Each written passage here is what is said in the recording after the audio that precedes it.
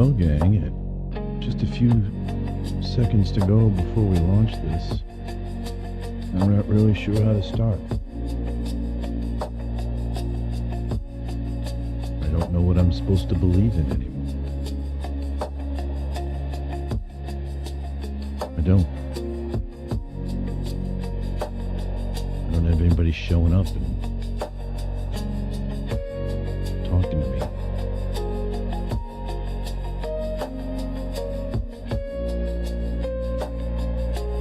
Checking in on me.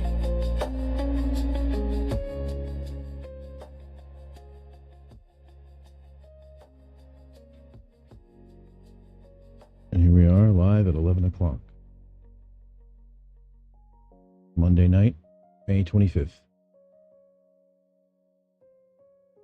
The Late Watch.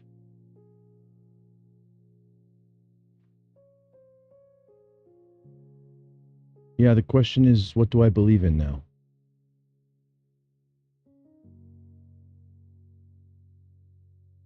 Vance tells me it's my fault because I married the woman. Devin tells me today it's his fault that his brother left. These voices that are in these kids' heads, these things that are happening to them, I can't explain it. I don't like it. I'm trying to help them. I'm trying to understand it.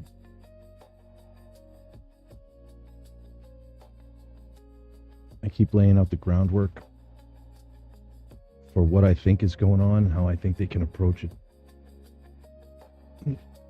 Talking about it. Do it with each one of them. I don't understand.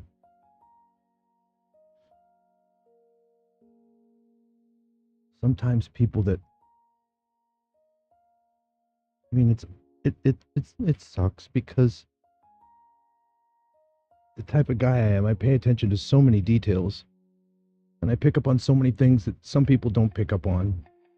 But then I'm the guy that misses stuff that other people get really easily. And a lot of that stuff is stuff Annie picked up on quick. She was good at. Really good. I loved her. I love her so much.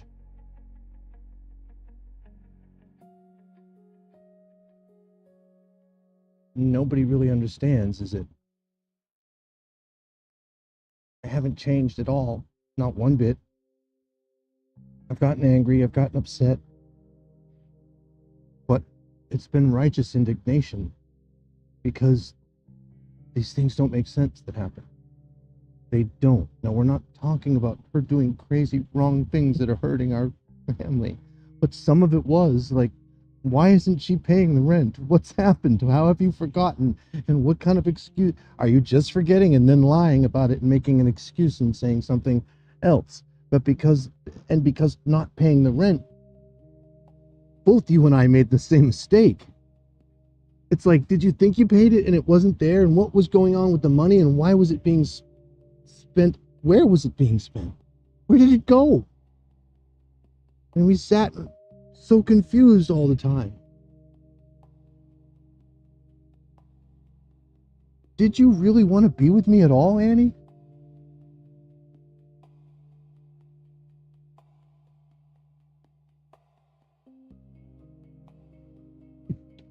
Did you?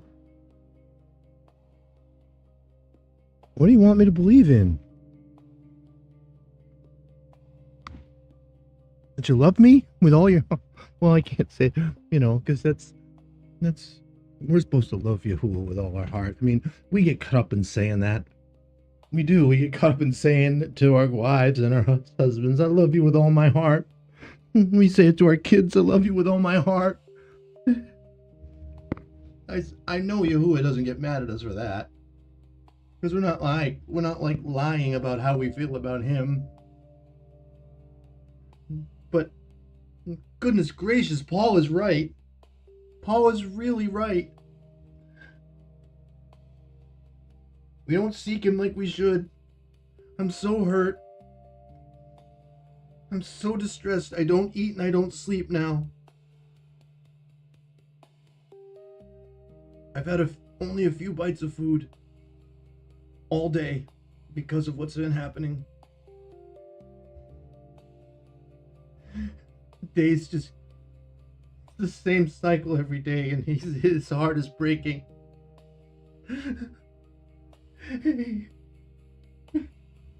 I'm afraid he's gonna hurt himself and I'm gonna lose him. And then Annie won't come home. She won't come home. I'll lose her too.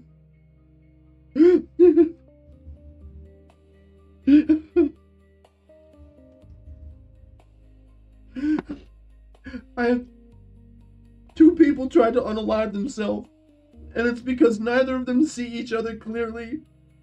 I don't know what to do, folks. I need intervention. I need people to show up.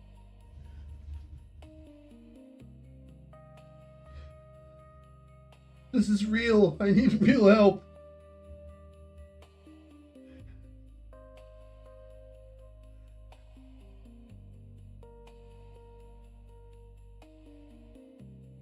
I need real help.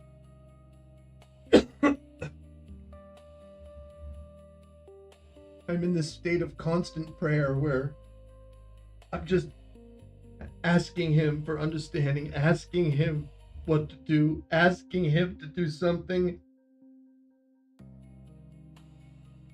I can't believe, I don't understand. He put us together, right? He did. And then what's tearing us apart? It's other people now. I listened to him. They say that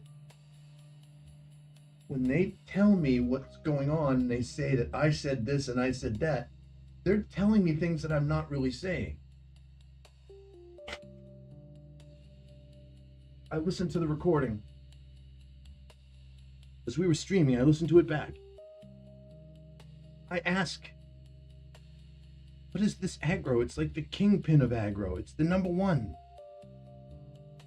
I never say you are the kingpin of aggro to Devin. I never say it to him. But he takes it as such. I could have and should have used a different word. I should have said this is the pinnacle of aggro or something, but it meant I didn't understand. Because he just did a super cool mic check with me and everything was great.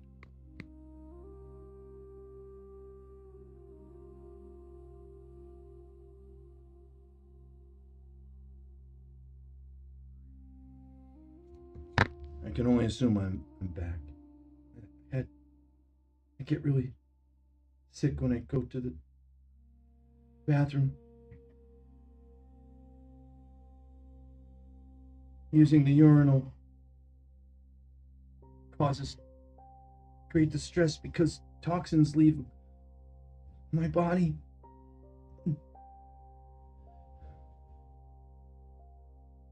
And my body changes in the inside and things move and it's so uncomfortable. And soon I'll be screaming all the time in pain because of the cancers around my intestines and my spinal area. I don't know why anybody.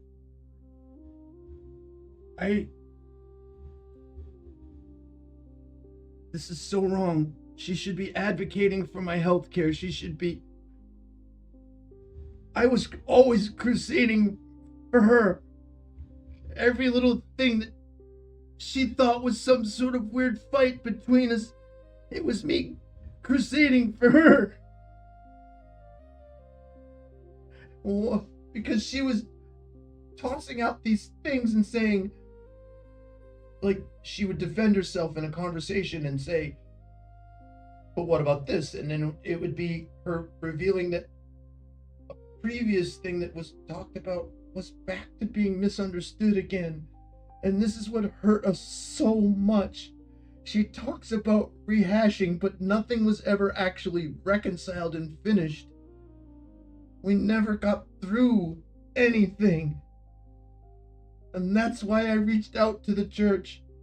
I can't keep saying this over and over anymore. I'm not lying to people. I have no reason to lie to her. I have no reason to lie to you. I was pushed so far that I broke. I begged people to help before this happened.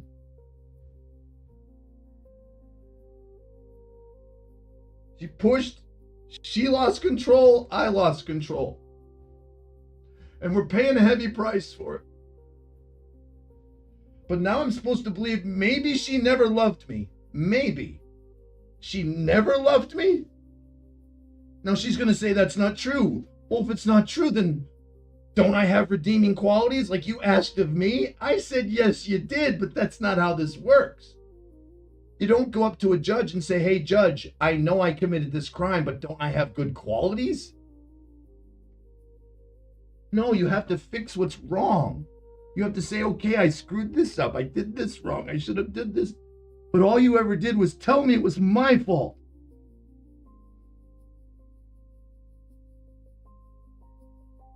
Nothing was ever just a simple mistake in judgment by you, or lack of clarity, or lack of understanding. Nothing was ever something you could overcome and change. It was always something that I did wrong. And that didn't make sense. So how are you going to fix what I did wrong if you're the one that did it? You would just deflect and blame shift immediately. And the conversation would be about whatever I did wrong all of a sudden. People don't have this truth. You don't tell this truth. I stopped mattering to you. You were literally telling me you thought I was somebody else and saying something I wasn't saying.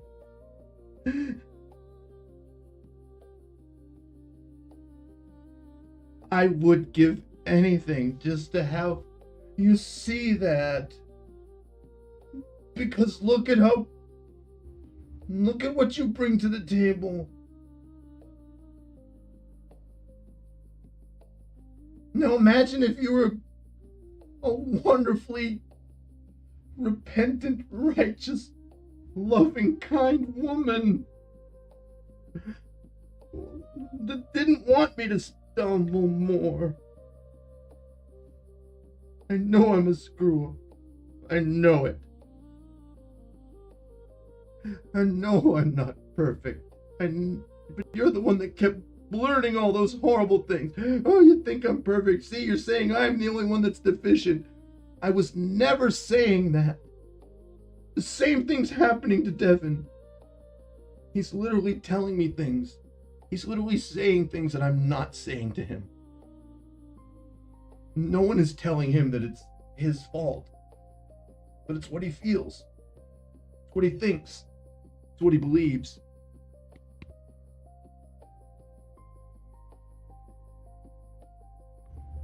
And I'm trying desperately to change that for him. Oftentimes I feel like it's my fault that they left. Because she wants me to feel like it's my fault. I don't even get to talk to Van. It's gonna be a year in just a few months, and I haven't seen him. A whole year. If that's not right. He should have been released. But somebody at that facility gave him an option. Oh, you don't have to do anything. You don't have to tell him you can go here, you can be free. But he's not an adult that can inform like an adult. That's in his diagnosis. He always impressed me.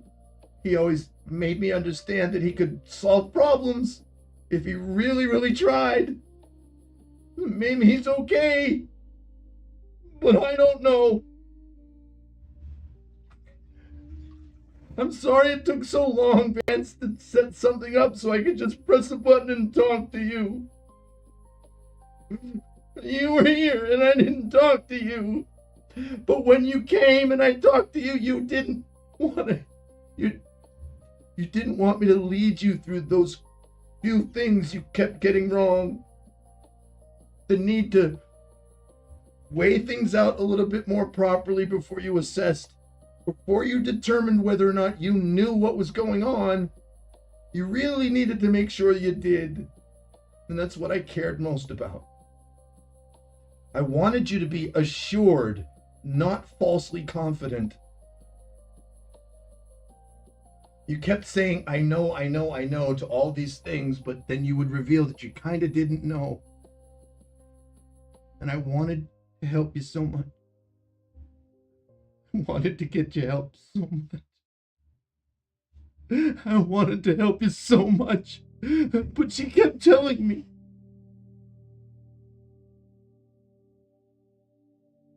Every single time I went to her to say, please help me. And then the couple of times where it was really bad and she got involved and I told her what was going on, she just didn't believe me. So I tried to work out through that and change my tone a little bit and address you a little bit more calmly, let you know how thankful I was in that exchange for what we had. But there was something wrong. You had a diagnosis, dude. And then she never got you help in any way, shape, or form after that. She just left you to me. And every little thing I saw that I knew I needed help with because I loved you so much, and she just would kill it. And then she wouldn't do things for you. And I had to step in all the time. This time I stepped in. And this time you stepped in too. You stepped in for me. You spoke up, you had a voice, and you paid for it. And I'm so sorry. I'm so sorry. This is the first time anybody's ever stood up for me in my life. My son simply just agreed with me in a difficult discussion with his mom. And she tried to unalive herself. She had a break right there. And she denies it and lies about it. And I hurt for her. I want to help her. I'm scared for her. She hurt my kids with this. She changed my kids forever with this. And she made it so they love her more and can't love her more. Because the closer we get to concern, the more danger there is. The more danger there is. I can't get anybody to understand that. How hard this is to reach her. Because you can't tell her she's making mistakes. Because she'll just be like, oh, you too? You're saying this too about me? I don't know how to do this now.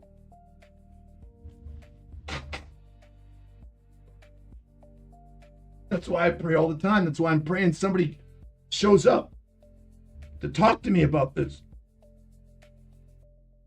This is beyond anything I've ever seen. I've done a lot of study in this, and this is right on the money. And if it's not, then what spiritual nature is there here that I can't comment on without her rolling her eyes? She's in the church. If I say there's a spiritual aspect to this and I want help, she rolls her eyes at that. What do I do? What do I do, folks? What am I supposed to believe? I'm in so much pain. There's so much suffering here. I could barely breathe from it. It's so overwhelming.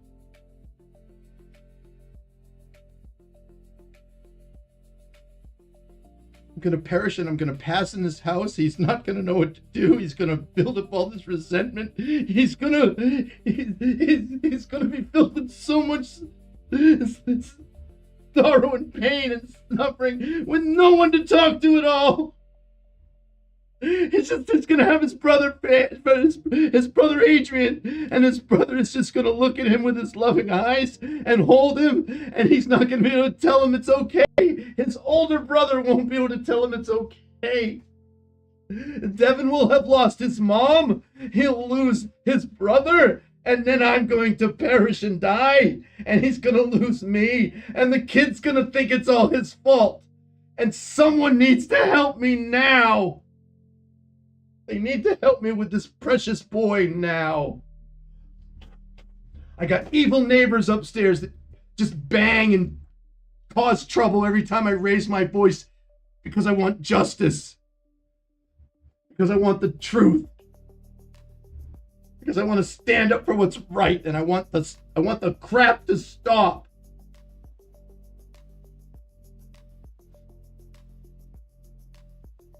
I don't know how to reach her.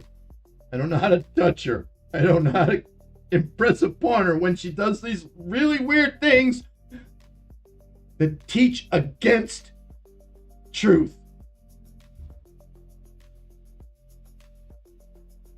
She says you're supposed to do the right thing no matter what. She preaches behavior, Christian behavior.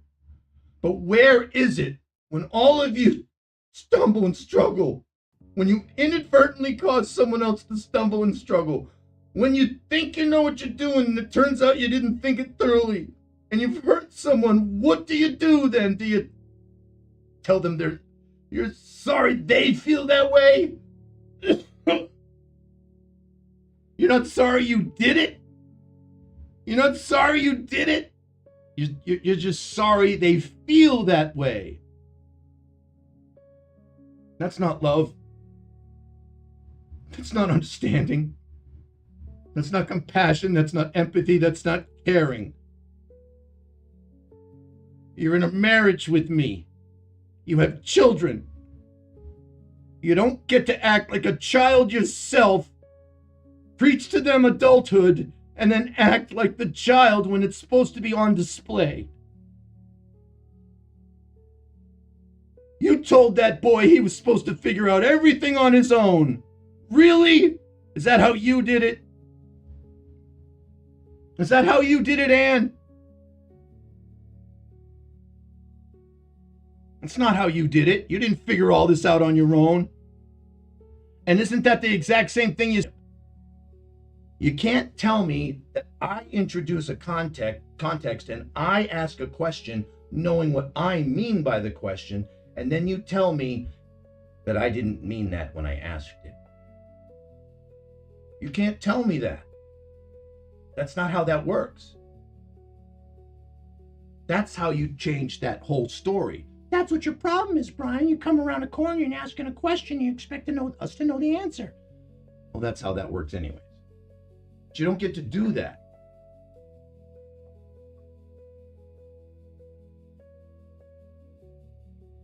You don't get to. You did one thing that made me really realize how far gone you are out of common sense and reality, sweetheart.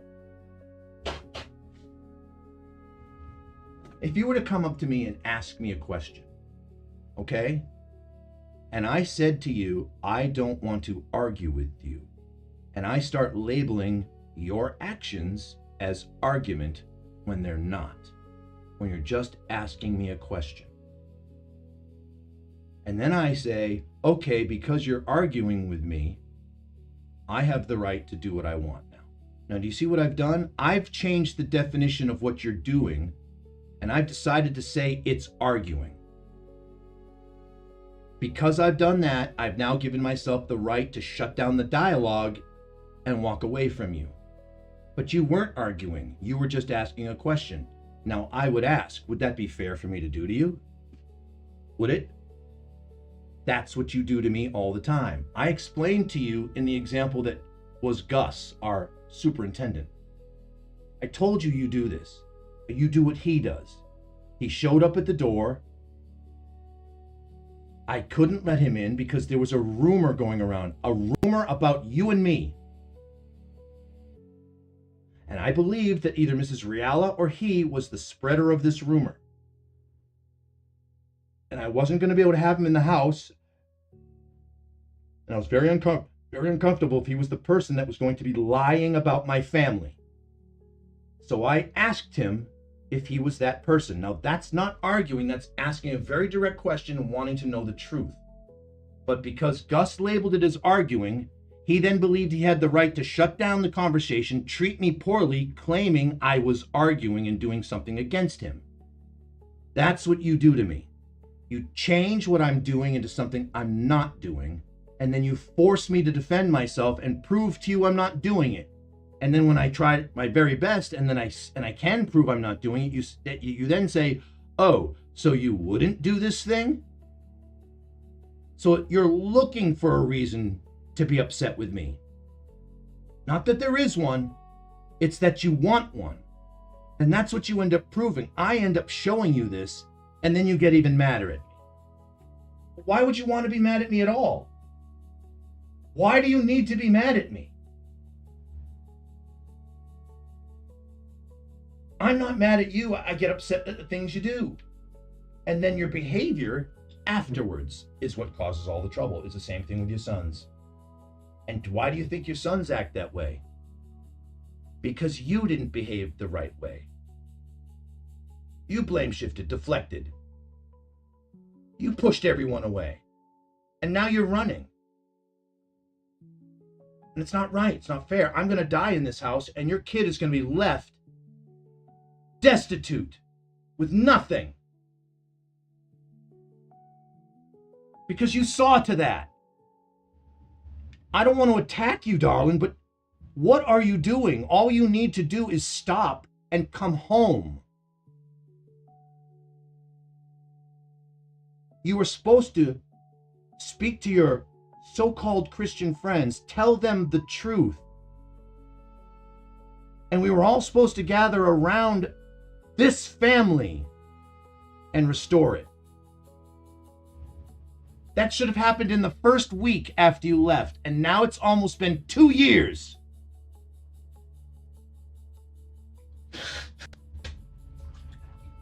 Year and a half now this summer.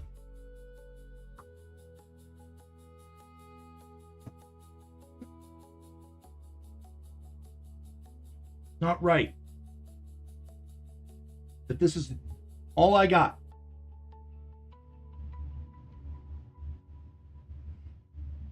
No way to reach you. No way to touch your heart. No way to get you to see me. I know the things I did was triggering. I had to have somebody talk. I had to talk to somebody about it. You should have been involved with it. I know what the structures are that hurt you. The way I put things out there and panic sometimes, before and after. You need fuller explanations, but I'm getting it. I'm hurt by it. Because it's how I lose everyone.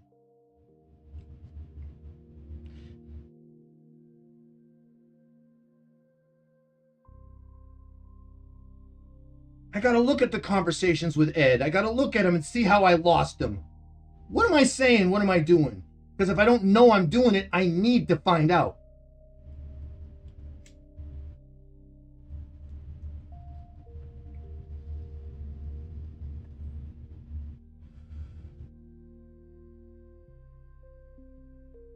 Low function of the kingdom.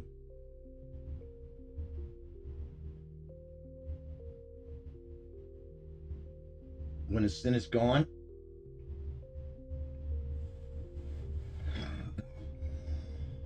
you have to understand, Yahuwah is looking for overcomers. He's looking for overcomers. He's not looking for dumb, imbecilic people that make excuses and lie.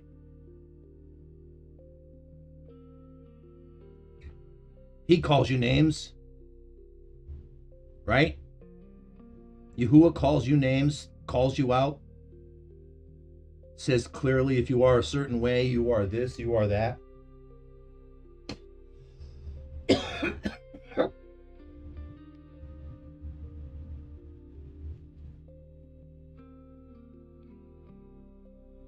He does that to stir you, to compel you, right?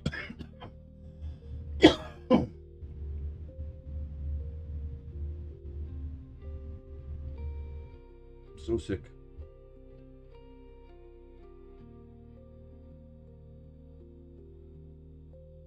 I'm always holding back vomit. Always. Now, hard to swallow, hard to do anything. Hard to stay hydrated. Hard to stay warm. Hard to stay cooled off, hard to stay dry. Constantly sweating, dripping, cold, hot, flashes.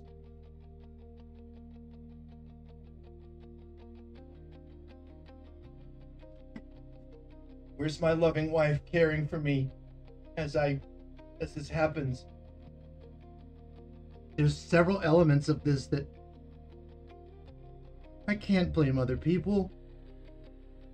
But you know, arching my back out like that and feeling these spots in my spine, it's been going on since I was little.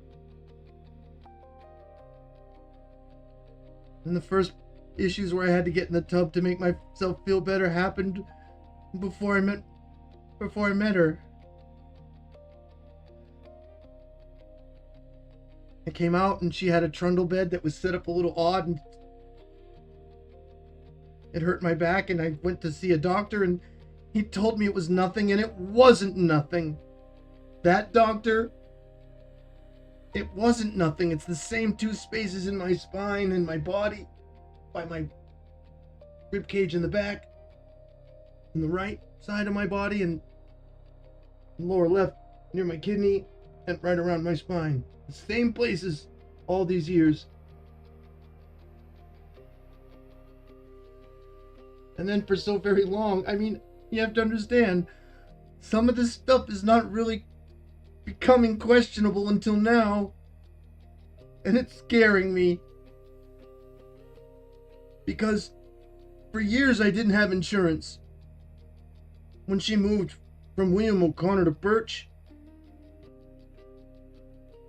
for some reason, she wasn't getting it right. Or she was telling me this. I want to believe in her. I do. But, you know, if it takes me 5 minutes to get Vance to a dentist and get him an appointment, and it took her 16 months of just telling me no, they don't want. I mean, how could she gaslight me this way? How come she can't just... See, she's industrious, she's hardworking, and she gets caught up in objectives, and and it's true, sometimes people fall by the wayside. And I always asked her, I just said, take the lunch break. Take the legal lunch break and make the phone call, make the appointments. She asked me why I couldn't do it. She kept asking me why I couldn't do stuff.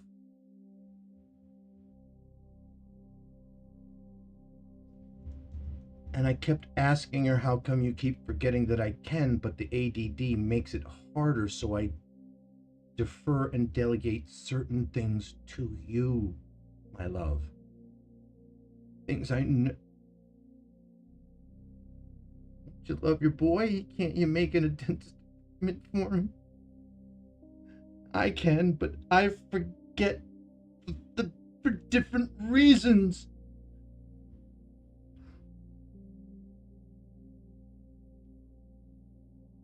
There's a lot I let her down because I just forgot for different reasons. And I never lied to her about it. What has happened here?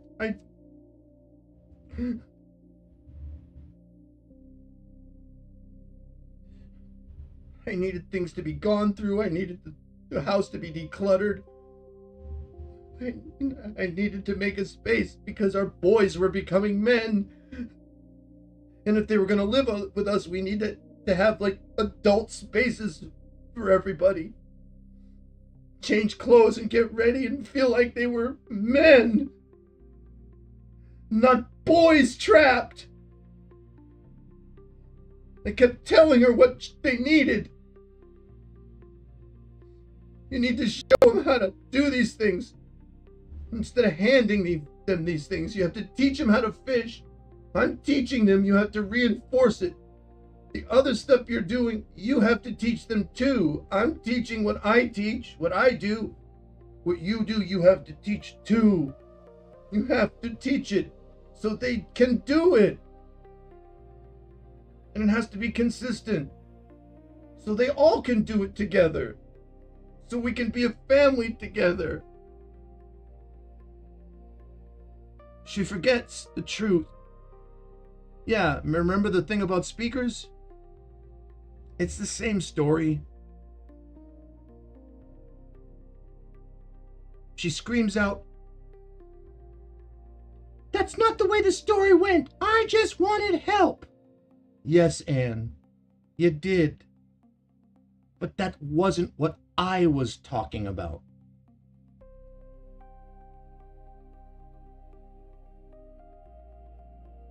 You missed out on the first steps of your children. After I created those moments for you, you then didn't respond in a way that made sense to me. You didn't just stop, oh yeah, let me come in, and drop what you were doing to come in and see your children take their first steps. Your children. Do you really think that any of your friends would understand this story? You'd have to tell them I was lying. Have you? You did it for all three of them.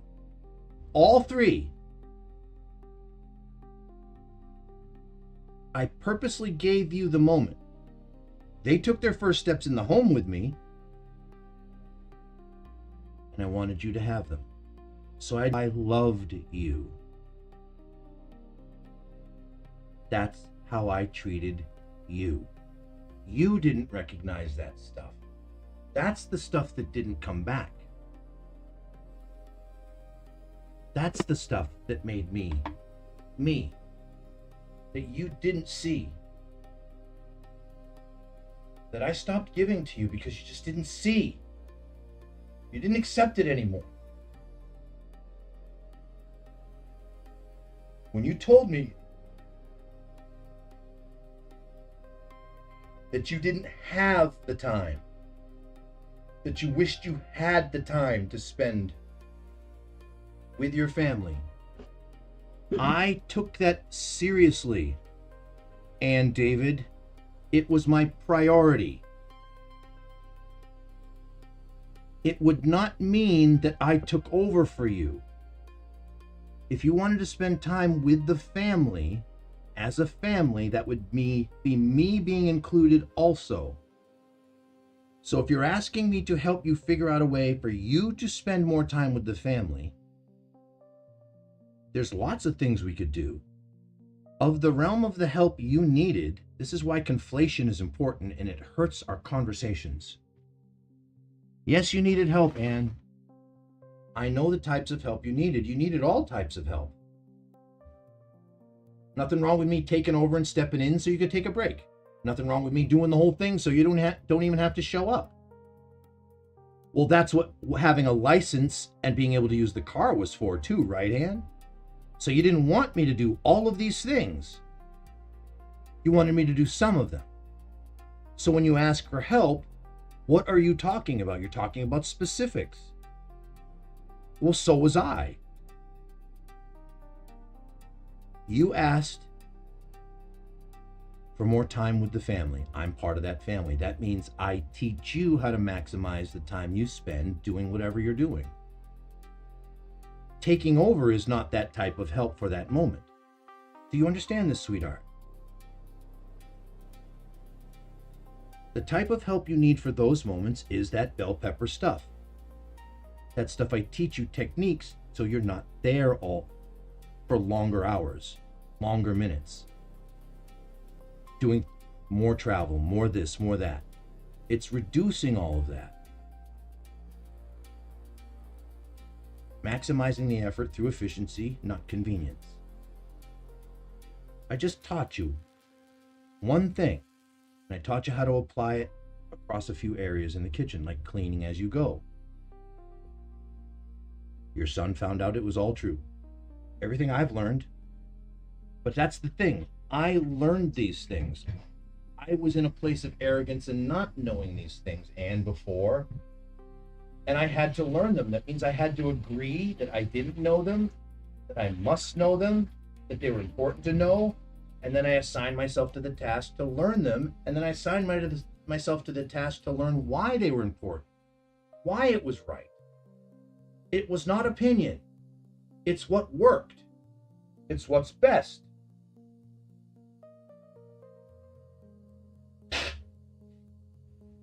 It's a studied thing. And it's done across several different types of places. It's not just kitchen.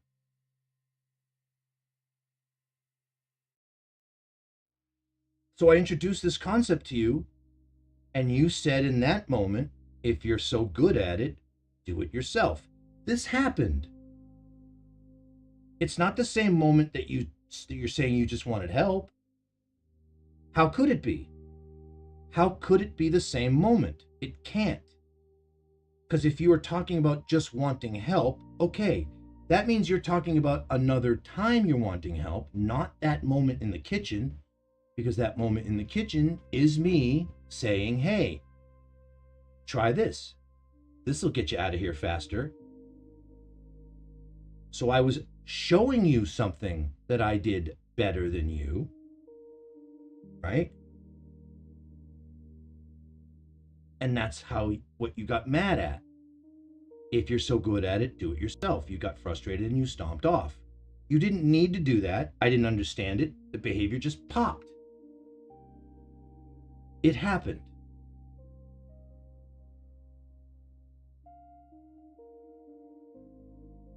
The goal of that teaching was so you weren't walking around the kitchen back and forth, back and forth, back and forth, back and forth, back and forth, back and forth, back and forth, back and forth, as often as you were.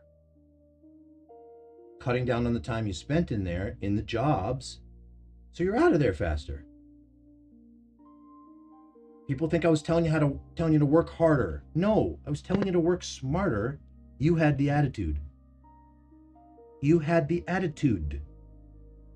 And that determined, right, your altitude. Your attitude played into your aptitude, and your aptitude determined your altitude. Sound familiar, folks? Yeah, it's on guidance counselor walls. If you're acting like a punk when corrections come in your way, your attitude, right? Well, what is your attitude? Your attitude's going to determine your aptitude. Your attitude and aptitude are the same thing. So what's then? What's next? Well, that determines how high you're going to get, how far you're going to go. Because if you're being a punk,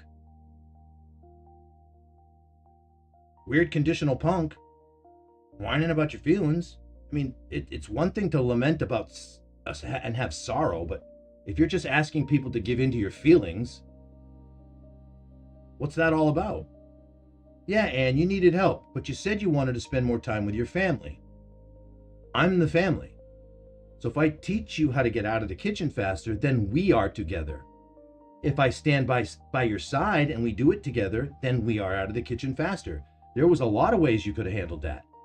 You need to take yourself seriously, Anne, and tell me how you responded to what I did, because how you responded to what I did and showed you is what determined where we ended up. I didn't determine where we ended up. What you did with it in the reception of it is what determined where we ended up. Then you couldn't take a correction. Then you couldn't be told that that was wrong. You still can't be told. You cannot be told ever when you're wrong to think what you think. So what am I not allowed to do? Preserve our relationship.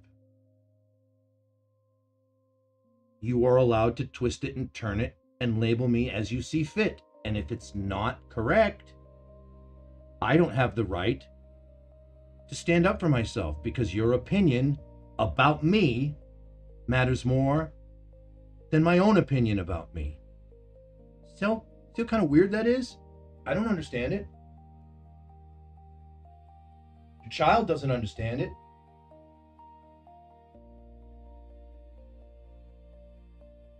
How is he supposed to learn anything from you when you do this? You preach and you don't practice. And when I practice, it doesn't even get recognized.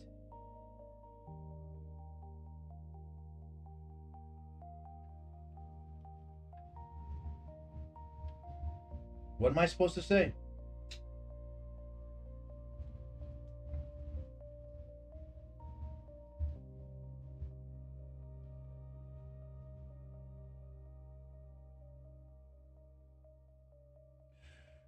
Marriage is about companionship.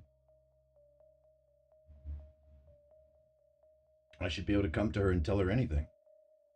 I'm not going to come to her and tell her something that's just an absolute outrageous lie to manipulate and twist her and turn her into something else. I want her to be a loving, kind, caring, righteous woman. That means she needs to repent and do the things Yahushua asks of her when those moments come. Just like she would ask me to do.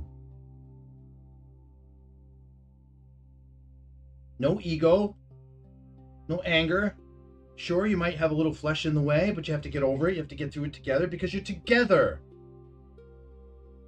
You're supposed to be overcomers, and the children are supposed to be more important than anything. Because if you're not teaching them how to get through a quarrelsome moment, or how to even avoid a quarrelsome moment, because you've learned from the last one, then what are you teaching them? And then you have the nerve to sit there and tell him that crap. I guess we're all going to have to figure it out by ourselves. You said it with the same fake tears that you said, you have no idea what I was going through. The same fake everything. That's what it appears to be. Now look, I live in a realm where I can't say things appear to be a certain way, because if I do, and I'm wrong, you treat me horribly. Guess where else that's happening? But if you get the wrong idea about me and you're just wrong, don't you want to be treated as if you're just wrong? Okay, let's move on. Yeah. And so I do, right? But you don't reciprocate that. So you respond to different types of wrong, different types of ways.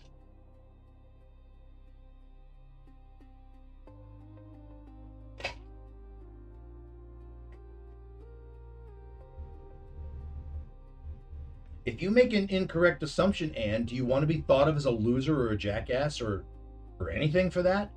A lost cause? Yeah, I meant eon. Do you want to be thought of these things? You know, like a mindless animal that can't be led anywhere? You're not that. So when you're just wrong, that's when Paul's talking about that stuff, right? I'm not condemning you for being wrong. Your behavior and how you act afterwards is that condemning behavior that you bring upon yourself that Scripture talks about. When you say you condemn yourself, when it says you condemn yourself.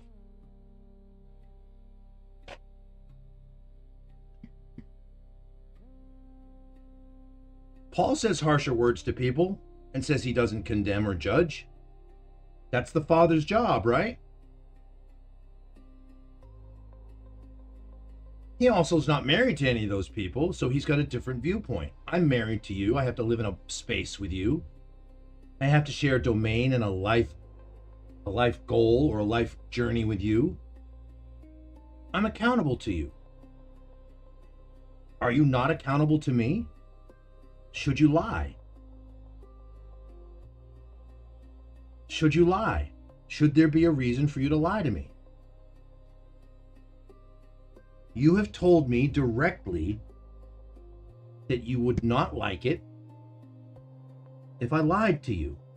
You don't like being lied to. And you have also told me with witnesses directly to my face that you choose lying because telling the truth makes you afraid.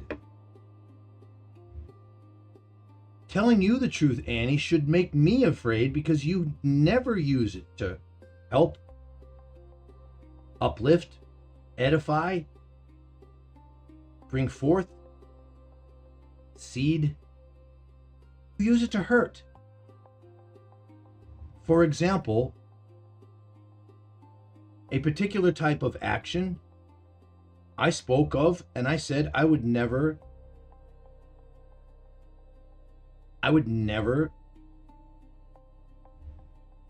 take part of this action anymore. I would never do it, right? I would never take part in this action in this way ever again. I said it to you, right? And then I kept that promise. And then a different type of action altogether took place that you decided to take and categorize it the same as the original action and call me a liar, right? Yet also at no point in time, the actions which you embark upon, the things that you demonstrate, the things that you do in this house, that you've been asked to please stop doing, please consider stop doing, please you must stop doing, with examples given constantly. You don't have to stop doing that, right? You don't have to stop. You don't have to be accountable. You don't have to learn from mistakes. You don't have to do any of it.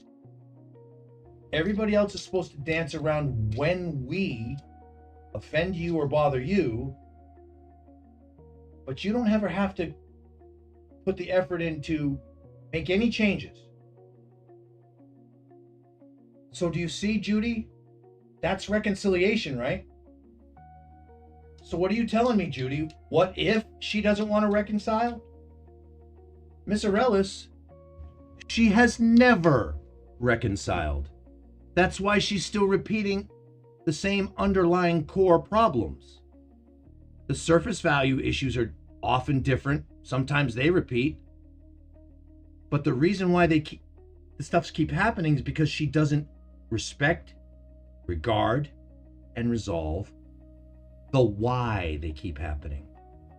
Do you understand? I don't have the patience anymore for any of you. I rely on Yahuwah now for that patience. I don't have it. I'm just going to be right there and honest with you. I won't engage with you because you do not have the Holy Spirit. You believe you have the Holy Spirit. Okay? But you do not. Your fruit is fake. I'm sorry, Miriam.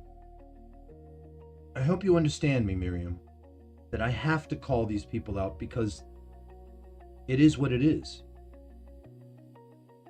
JJ's fruit is fake. JJ's not a prophet.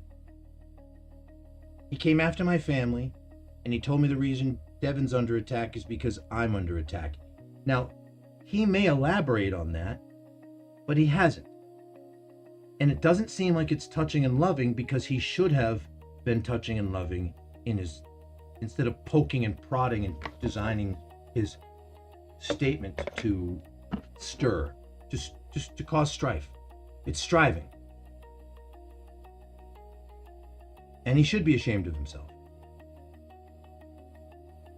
Okay? I get really upset every time I find myself striking the rock. You need to know that, JJ. You weren't coming after me when you posted any of that, but it was personal to me. I didn't take it personal with you. You had the dialogue. You had the information to read. You needed then to possibly just introduce yourself and go further with me in the discussion, and that's it. Then I could have had a post possibly about, hey, I bumped into a brother and we talked about Moses and stuff, and it was really edifying, and I brought to his attention this thing with my vow and how I've failed, but you proved that you wanted to take sensitive information about my family and just hurt me with it anyway, so why would I talk to you about any of it? Why? Why would I confide in you, JJ?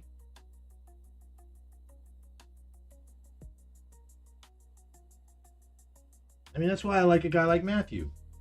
Like Brother Matthew, because Brother Jansen, because he didn't come onto my post, he didn't come onto my feed. He posted something about somebody being naked. I didn't know if it was me, and I don't care, because I just said, oh, that's me. You get why I'm saying it that way, folks? I was convicted instantly. I want to reconcile with her. But JJ, I wasn't going to be able to do that until I knew what I was dealing with. Because I wasn't going to lie about her. I wasn't going to lie to her. I wasn't going to lie for her. I wasn't going to lie near her. Do you understand any of that, Jay? I hope you do. Because she was hurting my kids. My kids are traumatized by this. I mean, never being able to reconcile with her and reach her. Ever. Ever. I tell you all the story, how one day she came home and she was just a little different. And it was like, almost like she forgot I was there, and however we engaged in that moment, something changed. And she threatened me. She came home, she was different. And I asked her, what's wrong? Something's way off. And she just kept saying, no, I'm fine. Leave me alone, don't ask me. That's the key, right, JJ? She's saying, I'm fine, leave me alone. Something was off. And the Spirit was telling me this. She was made to know that I was there for her. But it kept going. It didn't stop. It's almost like it is now. Like she doesn't want to see me and she wants to move away from the zone I'm in because I'm too close.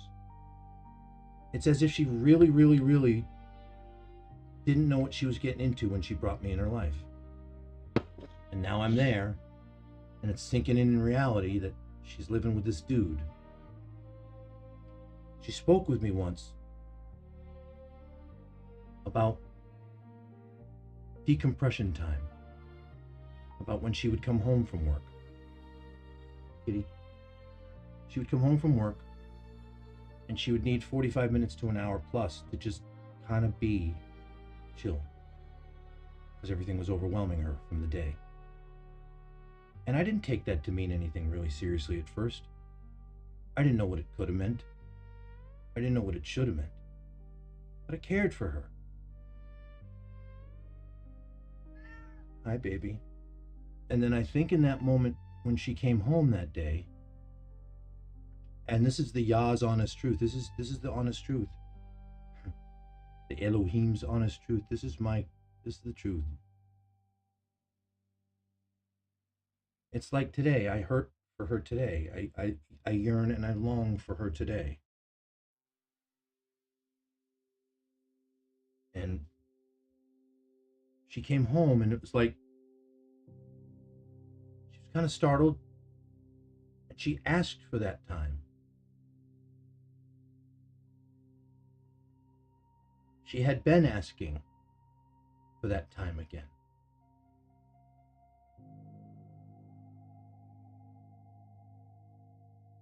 Because she just didn't have it, I have to assume that she did the same thing that my son did when the elevator opened up one day and he saw a stranger, and the stranger stopped the travel. The stranger stopped the destination. The stranger stopped what we were doing, and my son said, "Oh, it's you." And I have a feeling that's what my wife said that day when she came home and she was different. Hi, honey. I loved her so dearly.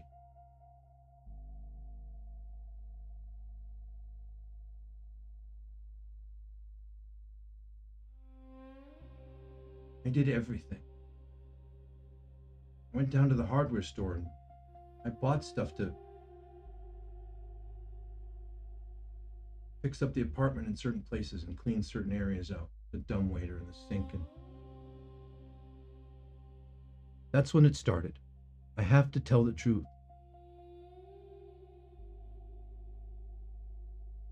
It's just true. The gaslight started then. She had a double sink, a double kitchen sink. And one side had these boards and stuff, and it was all covered up. And when I opened it up, it was filled with dirt, dry dirt, like the kind you do when you're doing your pots and you're doing potting. And that's cool. I use the sink too. When you don't have nothing else, perfect place to do it. Problem is that when I use the sink, I put a plastic bag down on the bottom so I don't let the dirt get in it. Then I take the dirt out. I clean the sink and I don't leave it that way. Over time, I found Anne had habits. But in the beginning, I hadn't known what these habits were. One of them was lying and one of them was not following through. Her best friend, Vicky Cinco, told me she had a problem with following through. Oftentimes, she would lose paychecks because she didn't follow through with her home care paperwork, didn't turn it in. And so if Anne grumbled about doing that, Vicky would probably be the one that says, well, maybe you should think about turning it in on time. Those are my train of thought.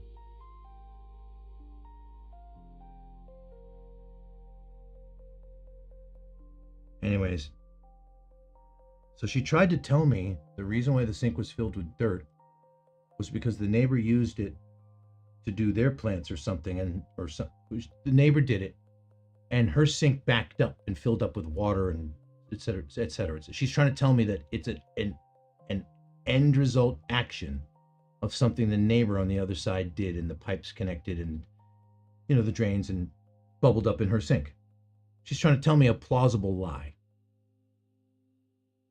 Well, she didn't understand me very well, and I don't like this about her, and I don't like the fact that I knew right away she's trying to tell a lie. If that dirt had come up through the sink, waterlogged, being compressed through a pipe and saturated with water, it would have come up and had water level stains where it filled up and then sank down. It would have distinct water lines like that. But what the sink had was dry dirt in it, just as if she crumbled it up and put it in a pot and just let it sit there. It wasn't wet dirt, it was dry dirt. So the lie just did not work, and I don't like people like that. I'm not telling you need to be a great liar, but I'm telling you I know a liar.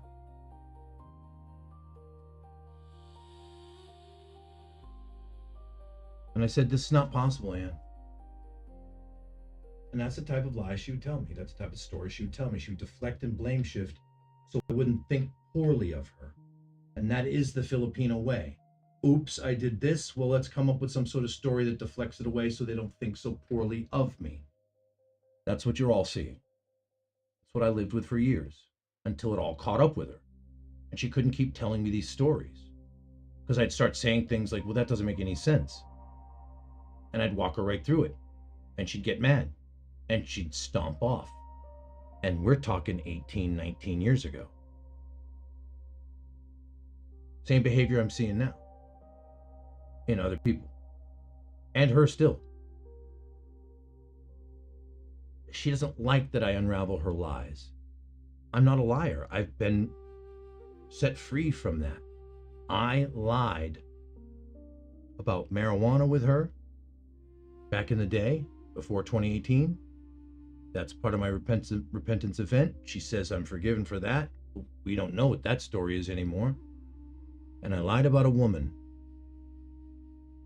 Meaning I lied and said I cheat. She lied she made a pass at me and it never happened. I didn't lie and say I never cheated on my wife, as she asked me. She didn't ask me and then I lied. I lied to try to get my wife to like me and I told her, a woman made a pass at me, Anne, and I was a hero. You should like me more. That's the kind of dumb lie I told. And it was so stupid. Even I thought, I don't even want to talk about it. It's dumb. It's all part of the same event. The same repentance event. After that, I don't say anything to her that isn't 100% true. I don't lie to her. That's for darn sure.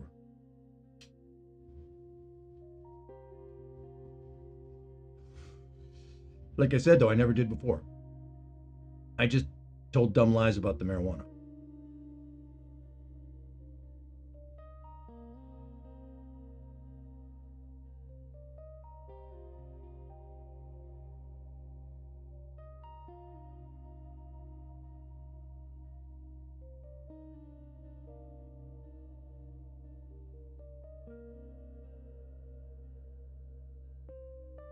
I love her. I'm confused by all this. I really am. I mean, I have intelligence and I have studied some things and I can know and I can say, yeah, these patterns are here. It's not just this because I say so. I don't want it to be this because I say so. I don't want it to be this at all. Yeah, it kind of leans towards narcissistic personality disorder. Yeah, it kind of leans towards these cultural things that kind of cascade and fold onto each other to make it really easy to see how it happens. I mean, and if you actually look into it, it looks like they just make them. If you fall victim to these things, these particular cultural quirks that they themselves talk about, if you fall victim to them and do them, or fall victim and have them perpetrated upon you, there's huge risk. There's huge risk for falling into odd fleshy behaviors that you'll then just justify with other cultural slogans that tend to make you dismiss way too much bad behavior. I mean, some of it I understand. Like, there's things in their culture that say if somebody does something of a certain type, it's almost biblical, right? If they shame you of a certain way, you shouldn't shame them of another way, right? So it's almost like a private thing. So if they do something in private, go to them in private. And yet if they do something to you in public, because it was in public, you have to kind of meet the energy with it, because others need to be taught from that realm. It's like that. It's like that with her.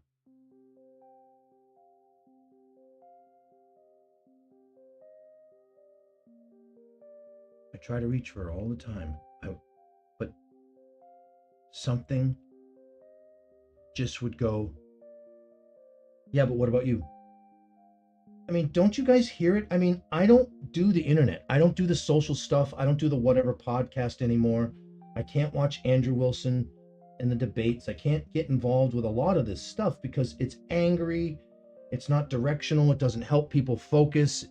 Sometimes it just makes people and sometimes when I see the same people debating over and over and over again, I'm like, yeah, they're cashing in on that one. I mean, I can't help but think it. Like, how many times can you talk to Destiny? How many times can you talk to Destiny and show Destiny to be a fraud for the way you say he's a fraud, right? How many times can you do that?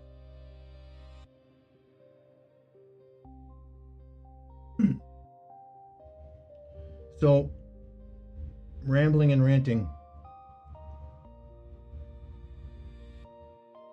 The late watch. Just past 12. I think we're an hour in, right? An hour and 12 minutes into the broadcast, and I have not left this room yet. My legs are going numb because I'm sitting on the porcelain edge.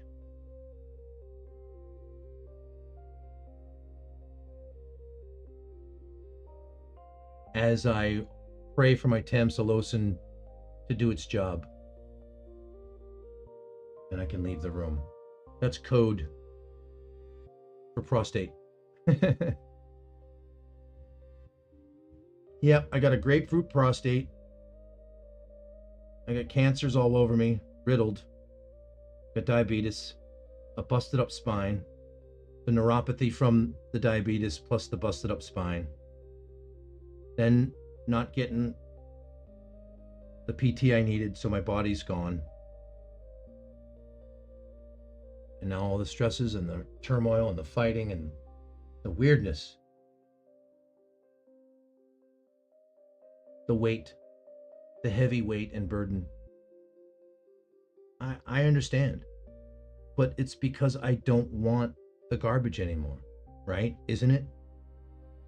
Somebody counsel me. It's because I don't want the garbage. It's because I want the Sabbath. It's because I want these things, and I'm struggling to keep these things. And it looks like he wants to take them from me. And I'm saying I'm talking about Yahuwah. Did I let him down? Did I let him down?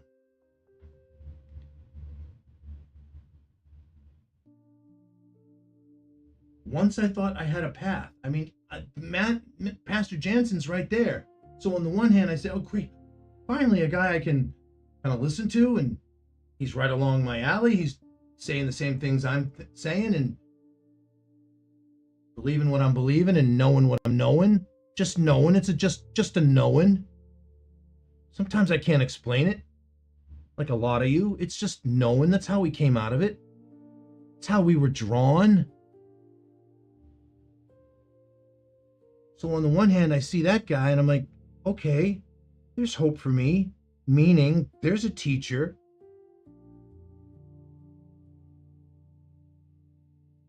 I'm sure he'd be open to correction, but I don't think I'm like, there's none of that. I want to talk to the guys he talked to.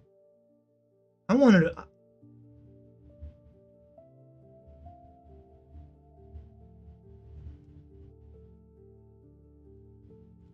worried that if I tell everybody I'm different and set apart, they think I'm crazy.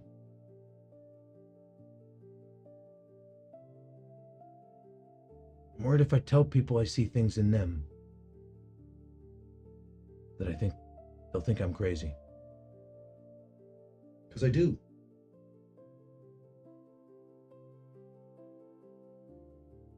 You know, there's 3 or 4 guys that, I mean, Matthew talked to a couple of guys after that thing with R.L. Sobel, with that professor. He gave me the creeps. I saw right through him. I was raising my hand. But out of those 3 guys, I don't know of any one of the 3 yet, other than Brother Jansen, that he wants to know. That's it. He wants to know. That's it. He yearns. That's infectious. In all the right ways. He yearns. There's sisters out there that yearn, that burn.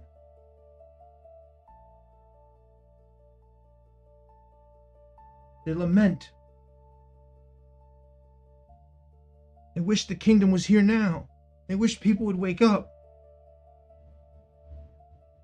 A lot of them, they're talking about their friends and family, but they have to put on the face to make it kind and in general, because it's all of us.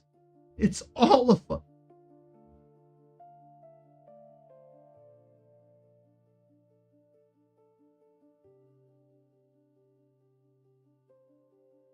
How do you touch this girl, my wife?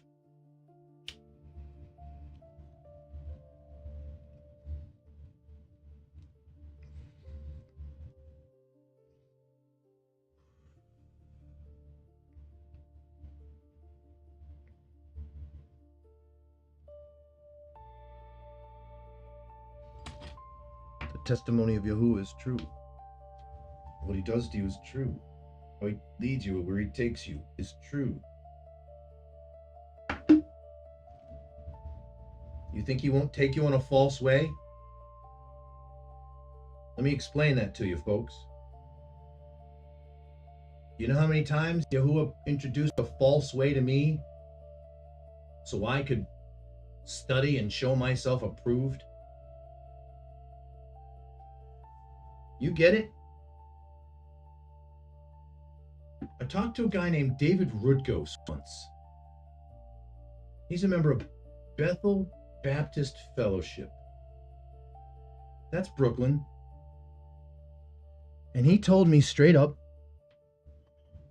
why I have to use the language they use. Why would God do that? And I'm like, well, why do you think he would do that? He's like, yeah, but he's omniscient, omnipotent, omnipowerful, omni-all. Omni everything. He's Omni-Man. He's Omni-Man. Right? So, why would he do that? Took a while, but he said something like, possibly to test my faith.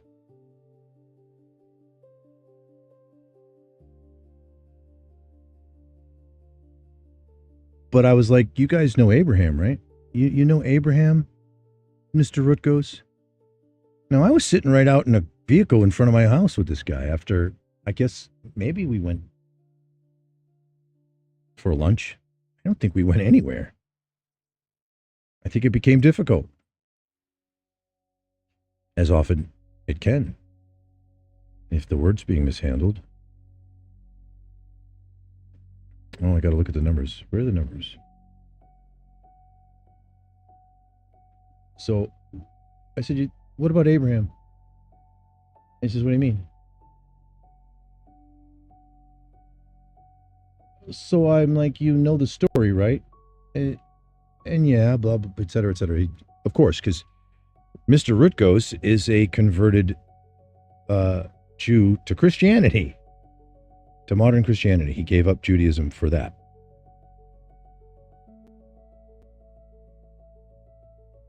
And so I said, well, the angel of the Lord said what to him?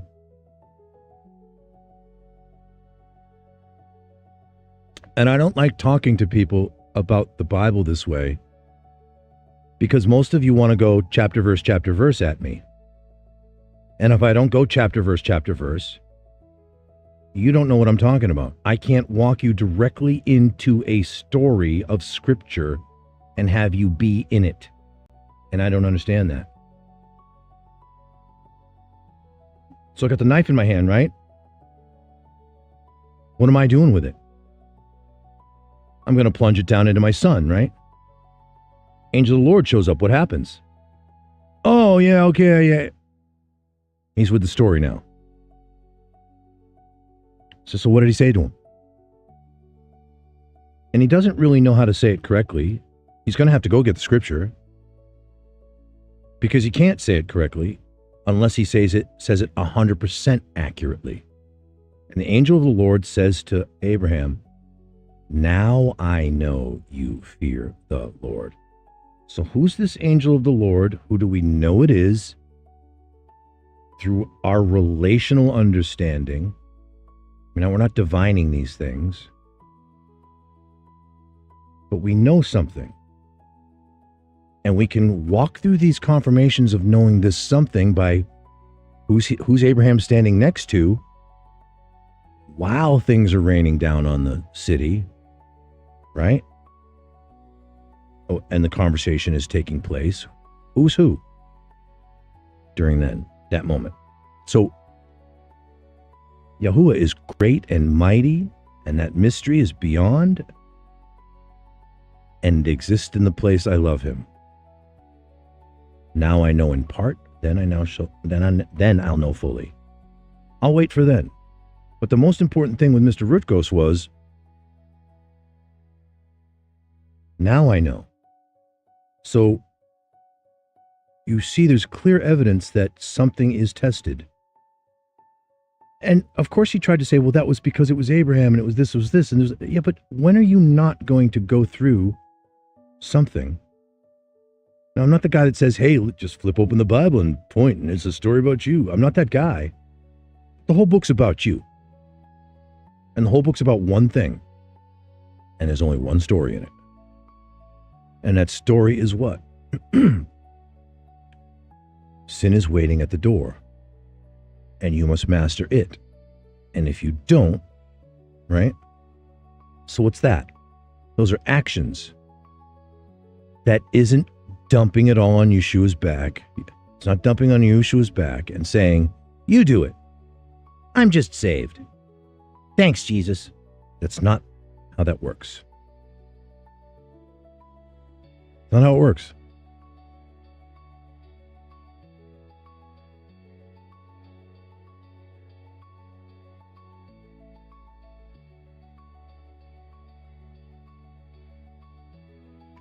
Am I on camera? Did I hit camera? I'm on camera. Is that me? And I'm talking into space? What happened? Am I on the keyboard? How did I get into camera mode? I went full screen cam. That's hilarious.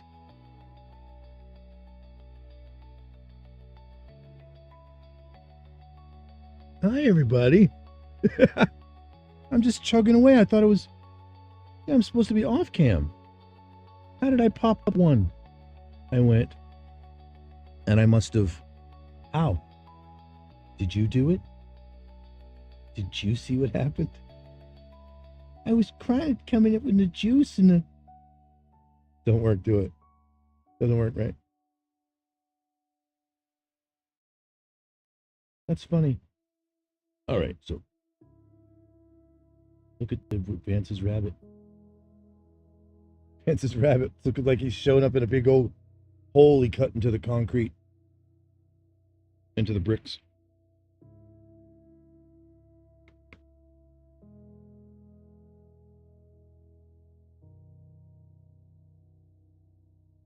Well, folks, I'm curious. I think is that insure on my mouth? I'm sorry. I'm curious. I don't.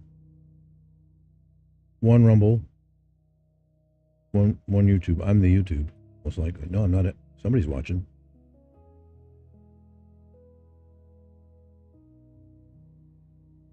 Sorry, mustache broke off and went into my face.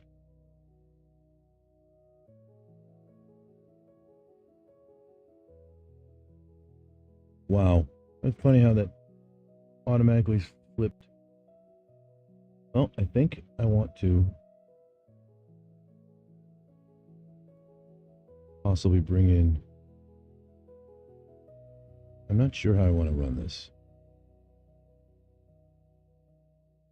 I installed some things on my, dare I say it, Minecraft server.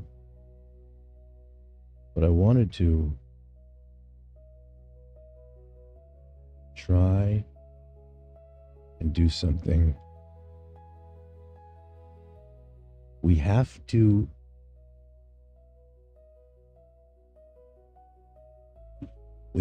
exile one of the farmers. We have to biblically exile one of the farmers because he won't stop dealing with pork. I don't eat pork in Minecraft. We don't use it at all. Because it's just the way it is. And so I was gonna try to get the villager traded off for a beef salesman. And we have these really interesting ways of doing this now. But I think I'm going to be alone in doing it. I might have to find out a new way to do it. There's only one way to do it, and that's to go to that location and make this guy. And it won't be hard because it's either he's going to have to be beef or pork, right? Right? Beef or pork? You want to fool around? Mighty download. You got 13 megabytes? 14? It's huge, right?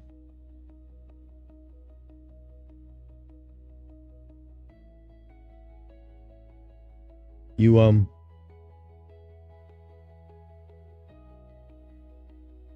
getting through any of this?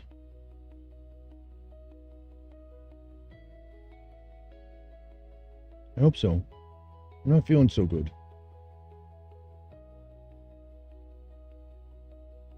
You want a mic for later? You don't have to. I mean, like, because we're not talking. It's just like, yeah, cool, that, this. If you do fool around,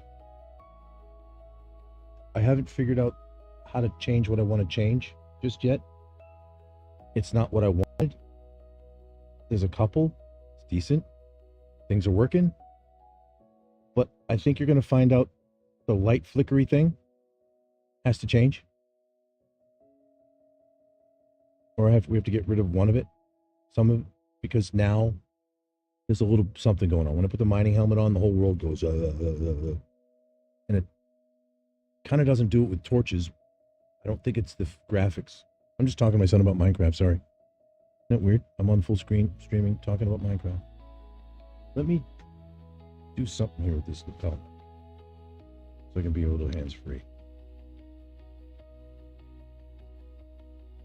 I have an idea for a road lanyard. It's going to be simple. It's going to be a piece of leather. The leather's going to roll around the paracord, stitched to itself, and it's just going to be a place where the clip goes. It's going to sit right here. I'm going to wear it on my neck. It's going to be perfect. I've got the leather. I just don't know where the kit is to sew it up. And you just sew it around the paracord, make a couple knots.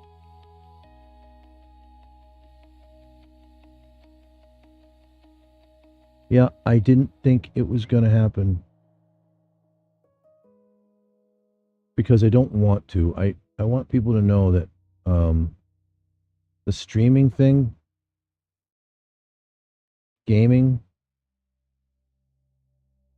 I'm pretty particular about it now. I don't like to do it because it doesn't make sense. I mean, there's life to live in, but there's so many problems here. But there's only so much I can do. I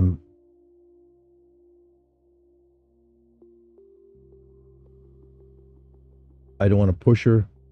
I don't want to hurt her. I'd love her to come home, but she doesn't want to. She says she didn't even want to see me. I wouldn't even know what that's about. I just wouldn't. I'm going to bring myself in. Love these cameras, these arms. I can move my zoom in and get myself to be. I'm the monster on the camera. Did the cat come and go? She didn't want to stay, huh?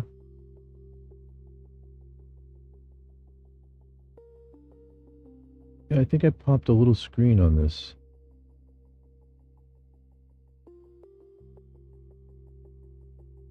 But I wouldn't want to do it.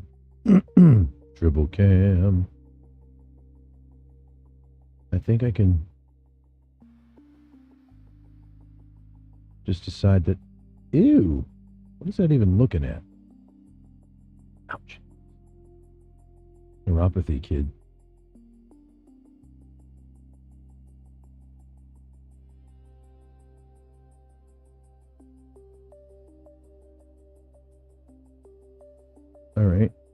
1, 2. Buckle my shoe.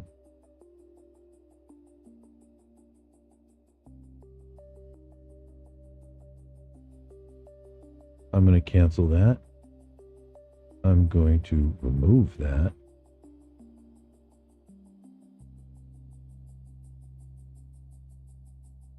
And I have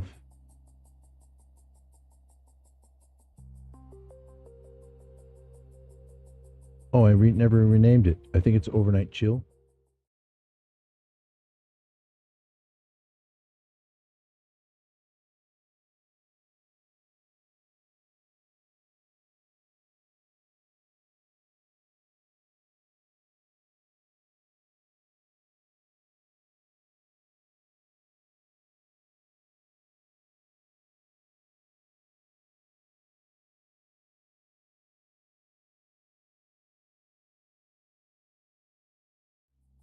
My main screen.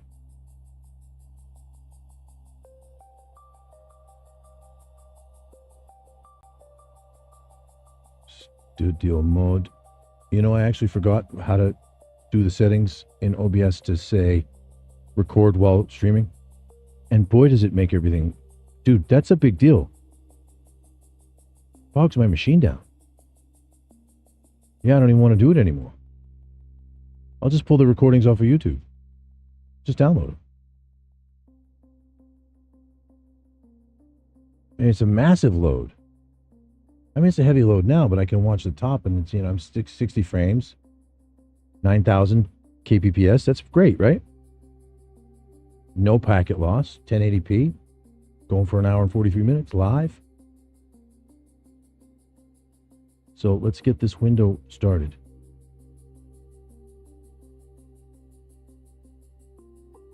See if it works.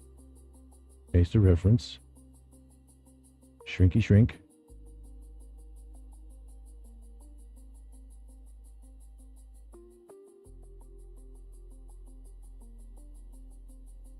Does that work? Will that work? Oh, they don't allow it.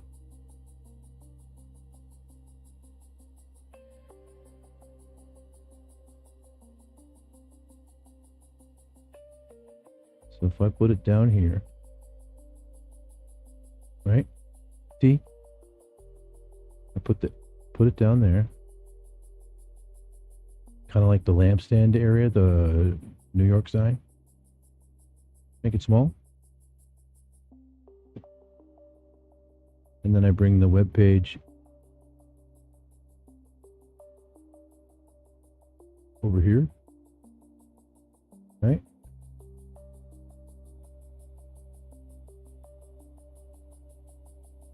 And we do sidecar.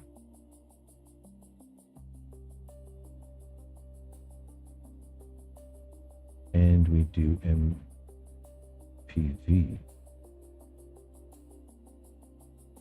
Which I can't even actually hear. I can. There's music.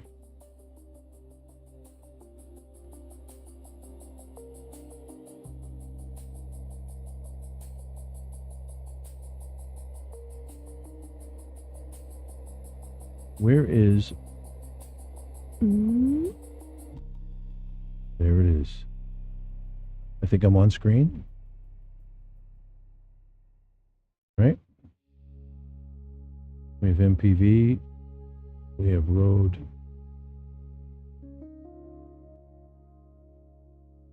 And I can swap into the shore if I want to on this screen now. So the best thing for me to do is I have to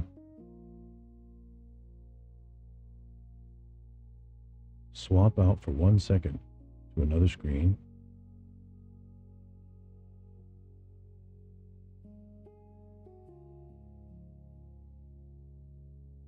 So I can lean in over, press this button,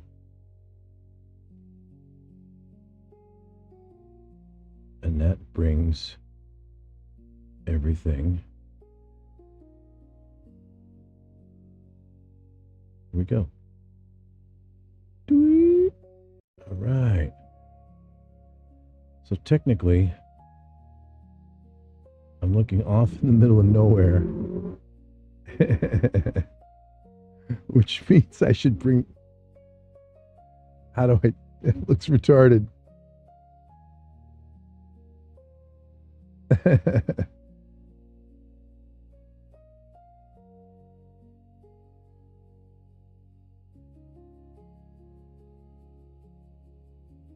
It's because I'm sitting... It's like I'm looking behind myself.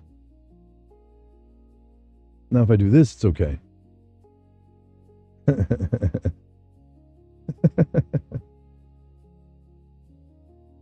All right.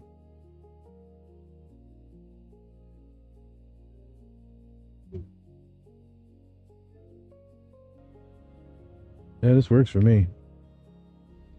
But oh, look, who's that? Oh, Smiles is playing in SD2 Bop R dash Serval.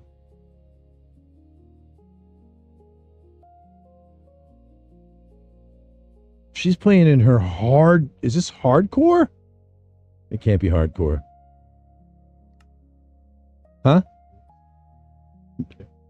No, I know that. That's not what I asked. I'm asking if Smiles, is her world hardcore? Because it's got this really crazy code. I'm like...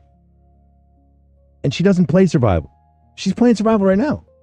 I'm like, is it hardcore? I'm just asking. I know there's hardcore. Of course I know there's hardcore.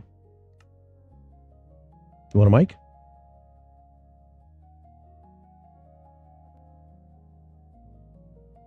Did you know? Did you know you can hold a map in your offhand? That work?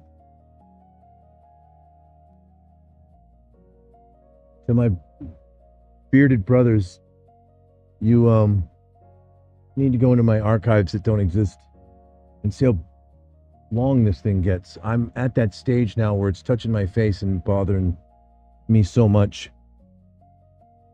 Sticking itself in my mouth and fun. So I'm not trying to waste time or be a weirdo. I run this world. Wow, this is a long load. That's a weird long load.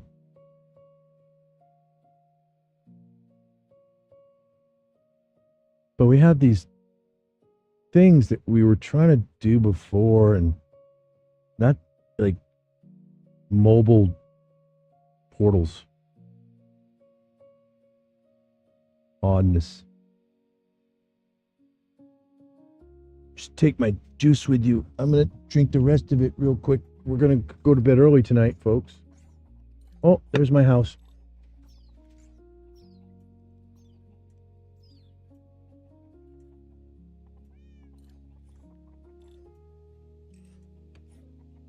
Now, what I wish we could do is, because Adrian plays Minecraft a certain way, he tends to bog a server down really badly with things, entities, stuff that he technically runs. Now, what we were doing here is I was actually doing maintenance in the house. And another gas tier. Is there a gas tier in here? Yeah. We got a furniture mod, and this is the new stuff. That's the standard stuff. So we've been trying the new stuff. Kind of like it. Kind of like it a lot.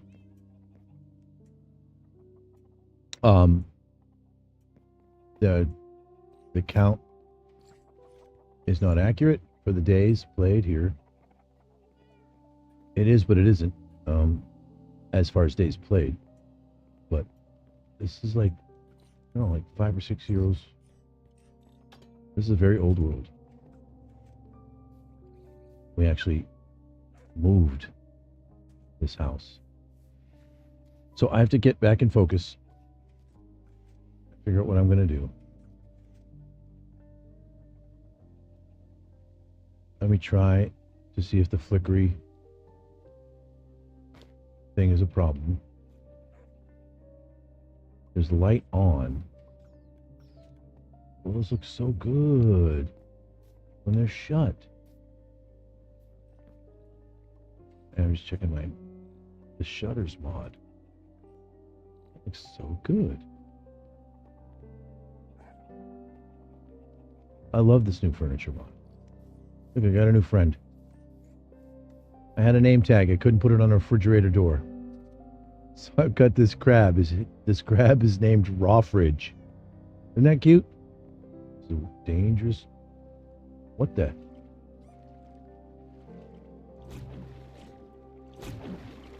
Whoa. Are you eating?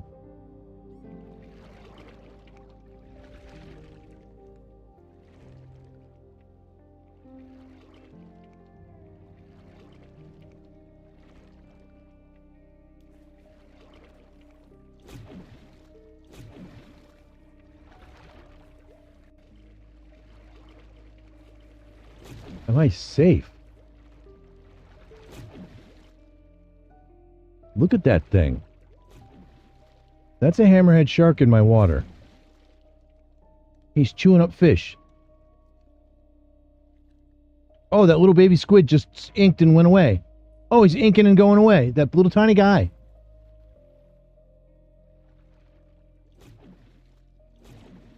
The sun's... Is that an eel? That's a very fast salmon. What? What the? A whale just breached. He's too big for here.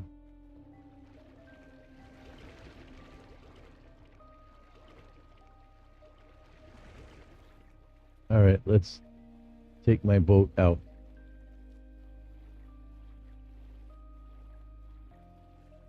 My little white boat.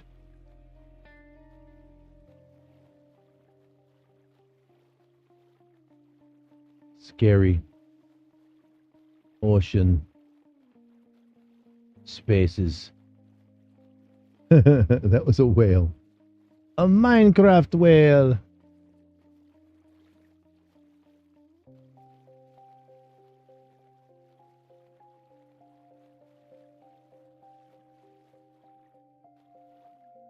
So I think I'm going to have to rob or steal. Do we have buckets over here? Because I'll swim to the top of that water. Can we boat to the top of that water? There's a repair to make.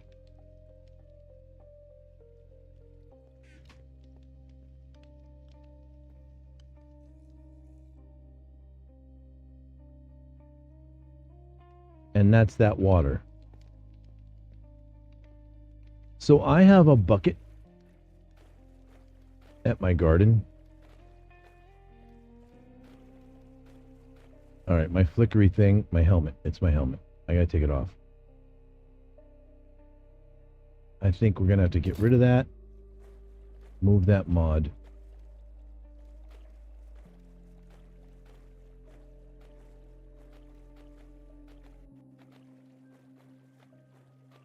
We'll pull right up here to the shore.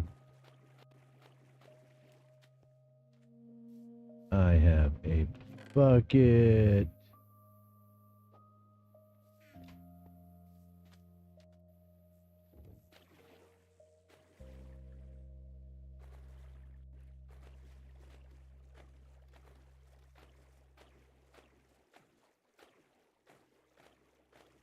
It's the best thing since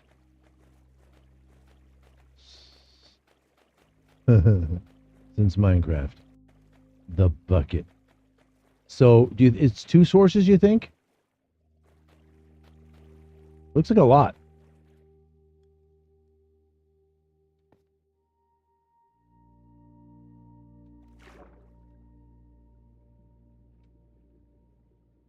Whoa. Whoa.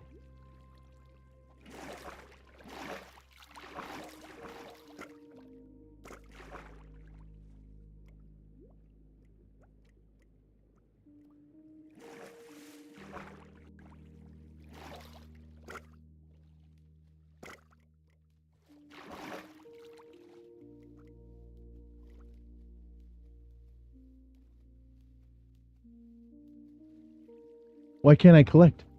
It's full. I'm trying to dump and collect. Your technique, I can't do it. Why? Oh, I suck. I suck. I can't do it. This is dangerous. Whoa, how come I'm going up? Am I not? Oh, I'm going down so slow. Shark! Shark! Out of the water, out of the water, out of the water. Oh my Gregory. What is that coming at me? It's coming up at... Oh, it's a baby.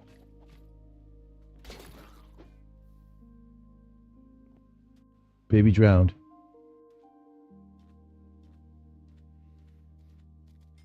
What is this?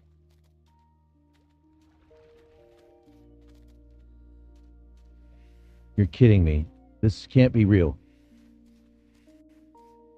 Are you trying to mess with them? And you have a mate.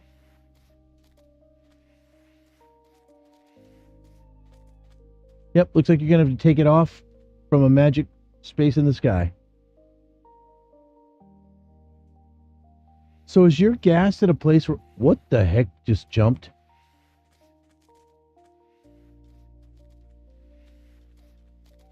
Oh, another cutie.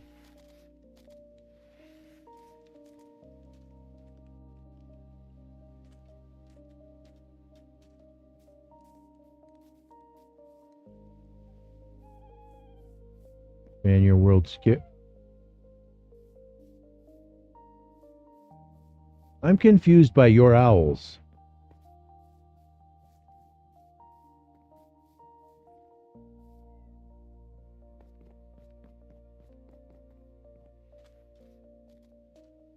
I'm confused by my missing boat.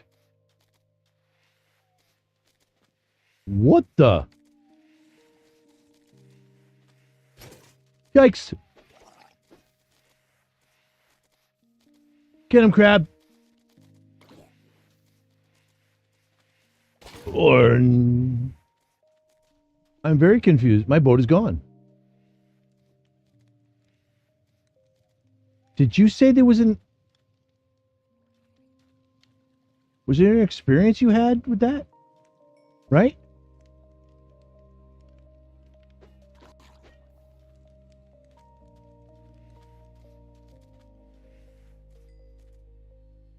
Because I came over here in a white boat and I got out of it.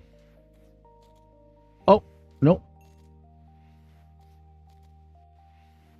And it's not in my inventory.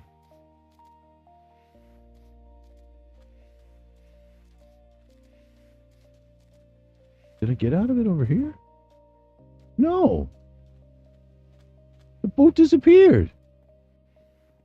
Now you have it. You need a name tag. You're the coolest green crab I've ever seen. All right, I gotta take... I'm afraid to swim back.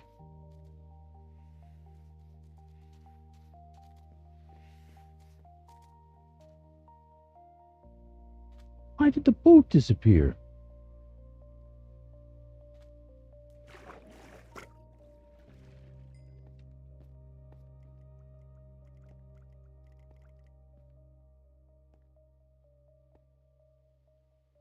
Scary. I'm going.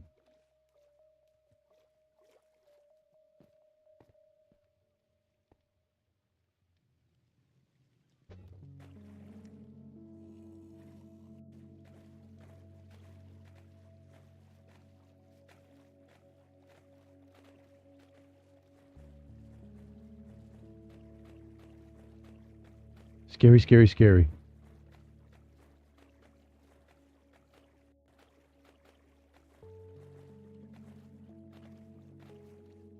You tell me what you think about what's going down. I just lost a white boat.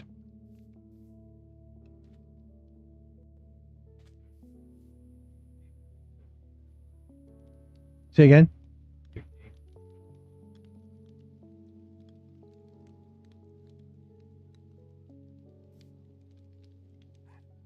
Entity drops?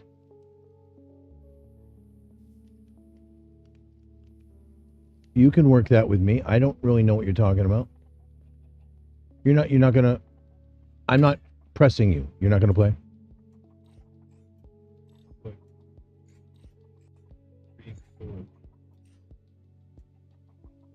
I gave. Are you using my Cloud 5? You have it.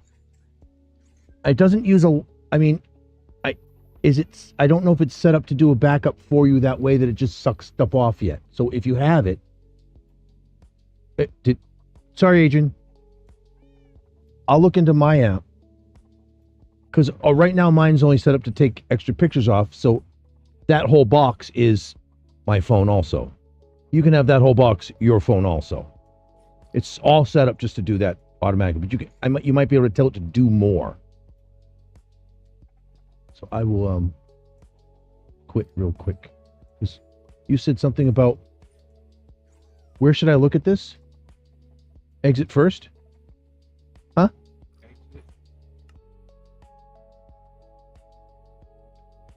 The world? Okay, I'll do that. I'll get there and then I'll call you back in. I'm trying to figure out how to survive here because I can't eat. So upset. I can't eat nothing other than a little bite here and there. All right. Worlds. No. Right? Realms. Down to Realm Hub. And tab to World.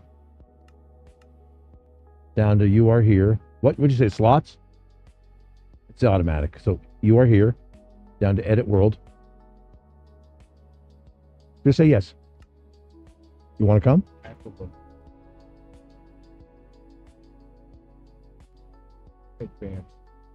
Where is that? Where am I going? Down? Okay, right here. Oh yeah, we're just switching to flat world. Down, days paid. Where?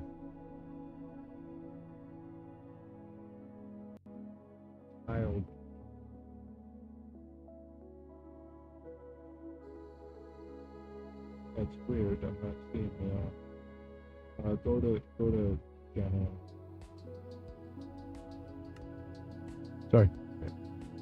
Sorry. I'm being weird.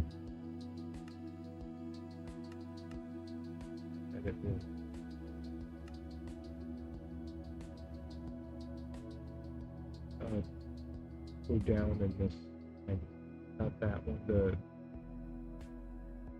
Nah, nothing's here. I don't know what it is. So I'm pretty sure I went in, fixed that code. In yours? I was logged in as you. But I didn't undo it.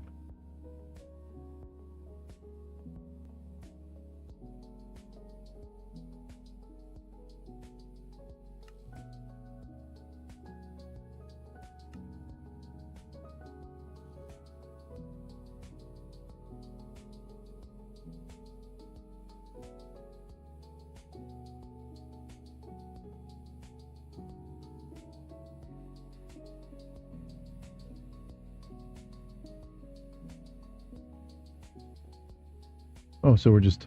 It's funny, him and I are just talking about Minecraft. I'm streaming this. And I just lost my mind about it. Oh, what am I doing?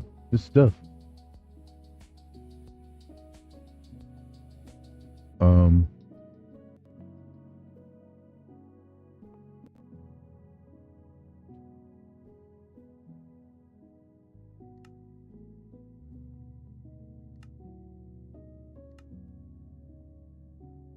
There we go. Be nice to animals.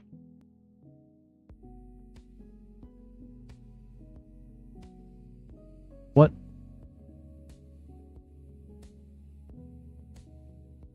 What thing? What is it? You have to plug it in. You don't even talk to me. You know I have that one plugged in all the time. They're all plugged in all the time. That's crazy that you're saying that. As soon as you plug those in and do one device, you know you can go straight up raw internet to that too, right? With that hub. Yeah, you can do internet wired to your phone, Right there at the switch behind you.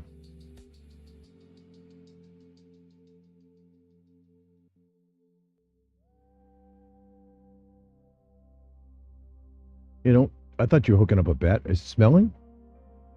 It's going to get warm. You're asking it to do stuff, no?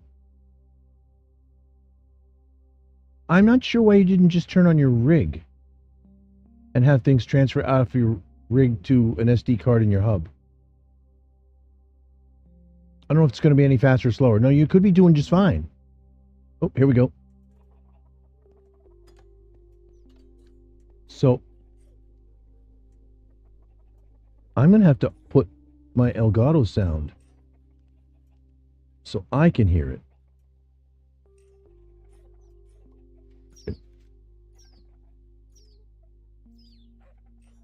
Oh, it's late. It's late. I heard the birds.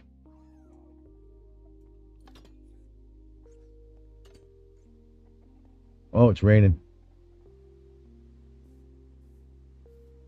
And when it's raining, boy, do you get to see downstairs. I need to find a way to get into that place. You know that observation booth that they put down there? We need to... Oh, no. How do we... did we find the door? Didn't we make one? Did we make one?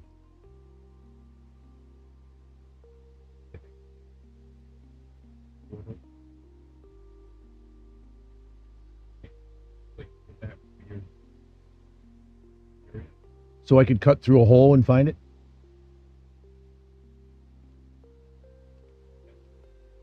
Maybe you remember it, maybe you don't. All right. Because I'd like to go down there and look at these creatures. There's a whale down there right now. Did you just say what?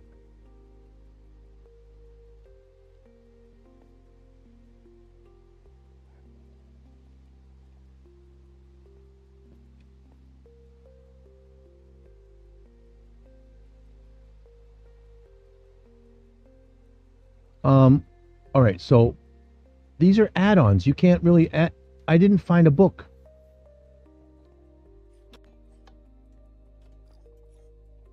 Crafting table? I mean, I have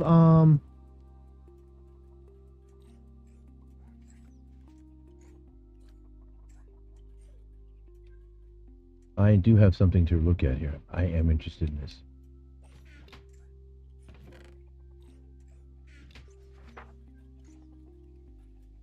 Your squad awaits turn into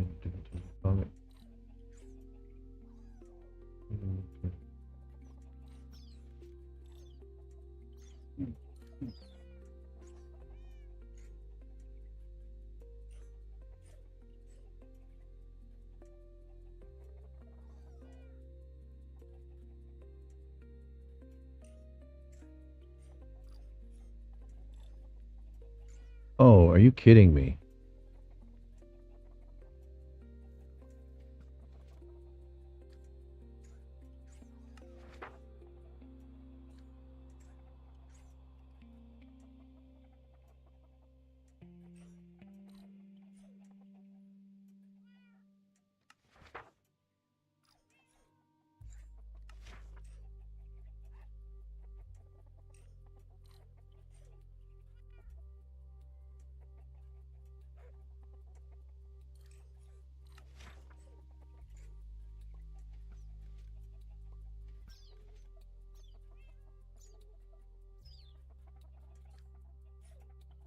Well,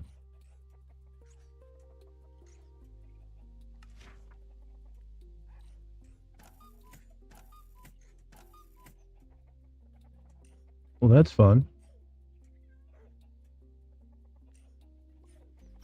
I have got to try that. You've got to see this. I'm going to the village as fast as I can with a sword. I have to kill this donkey. It's in the well. Get off the well, donkey. Ouch. Bushes. I love you, donkey. Bye.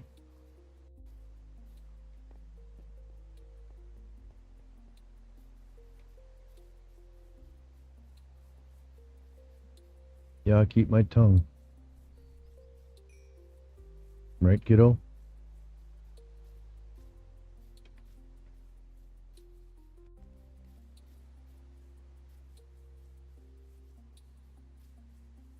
What are you?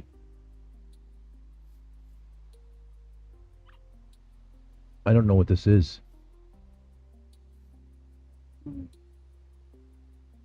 Did that just run up to a leaf and eat it? Is that a guinea pig? Bro, I think it's a guinea pig.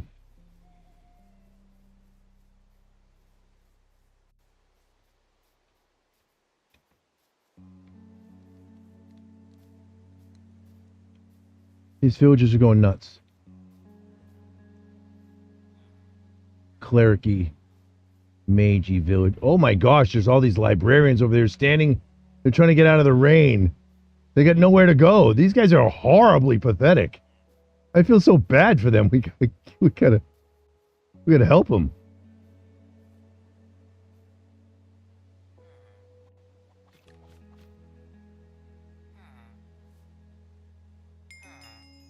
Oh dear Lord. What does he do? He's different. I hate them. He took my sword.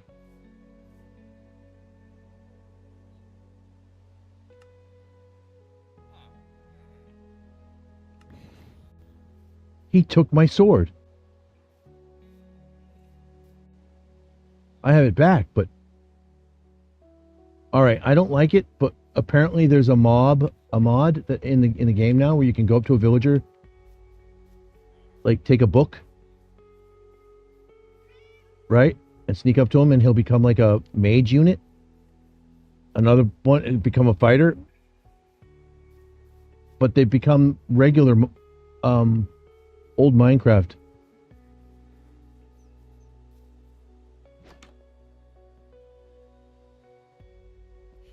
Farmers, right?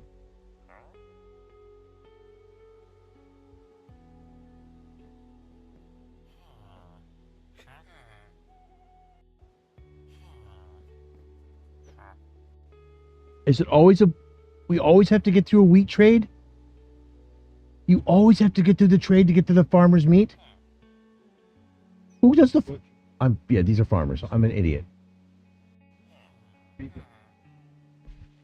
I'm trying to figure out which guy is which. Okay, that's a mason. Okay. That's a toolsmith.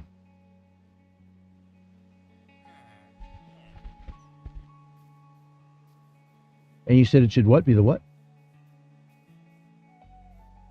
Oh yeah, the meats. So I wonder if we have any guys here that do that.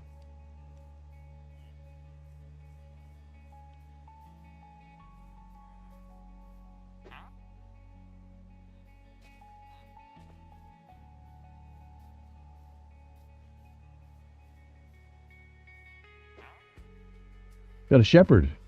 We don't have a shepherd.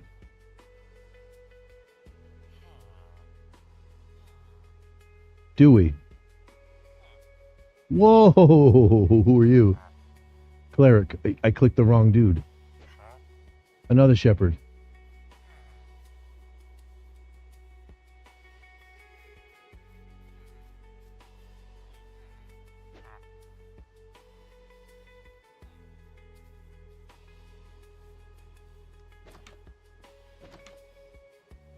Well, I don't think the guys can function with the double door houses.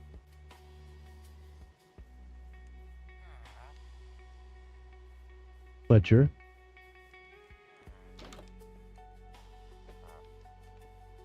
Fletcher.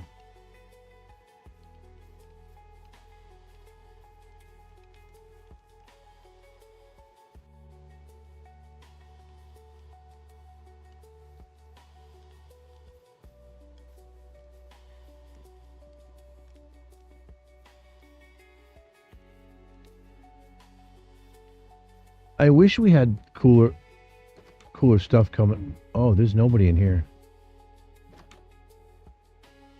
That's a great looking house, backyard. I love that.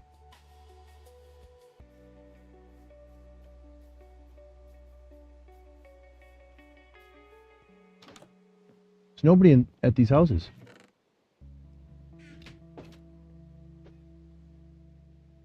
I can't sleep in the bed.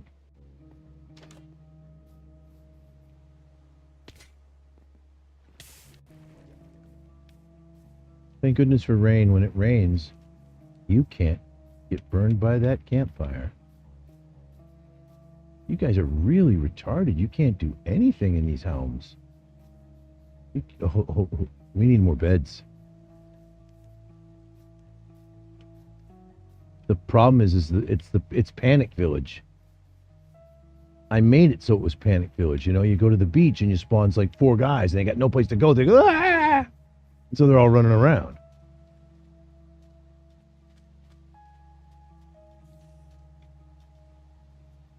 Spider.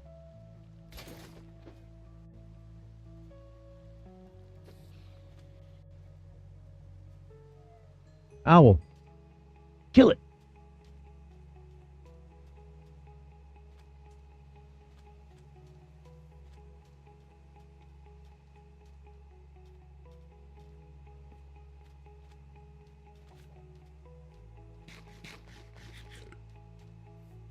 Okay, so the RPG, the add-on for those guys is coming off.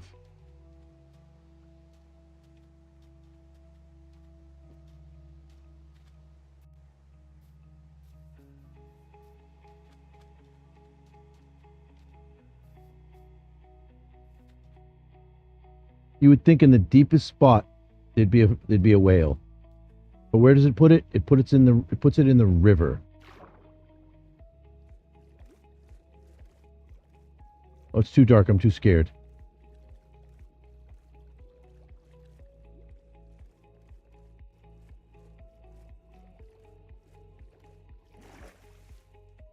Coming after me?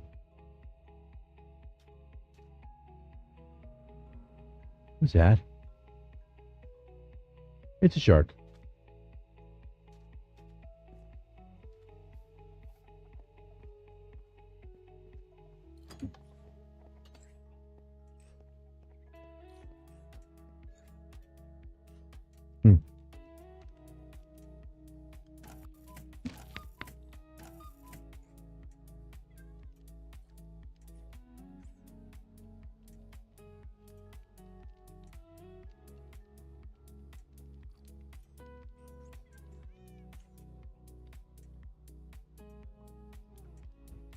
Sorry, I just had to check in with my boy here.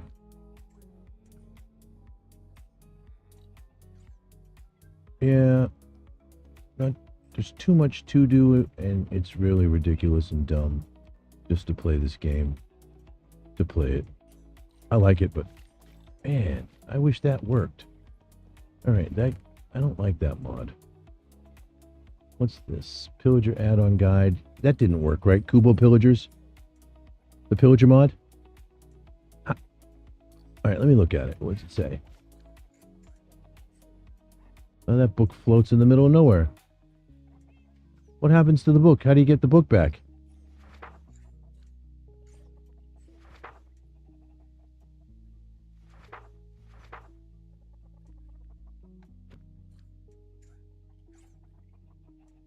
The book's gone. Where'd the book go?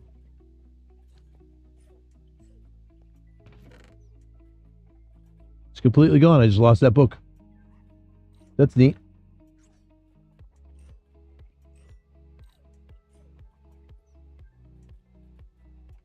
Mason, where are the other tables?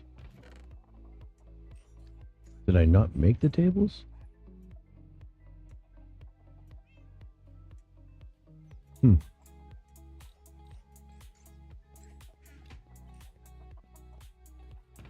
Maybe I didn't make the tables. Oh yeah, so if you walk up to a villager with a saddle, crouch, he becomes a cavalry unit. What does that even mean? You can even upgrade the bow guys. You give them a bow, and you upgrade them. 30 blocks, exploding arrows. I don't know if I like that. Creeper arrows? Explodies? That's too much.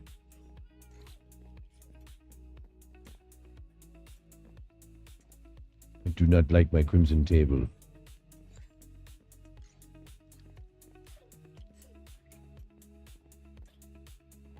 Hey guys. Their eyes don't glow. And the torches aren't glowing again. So, what did I do?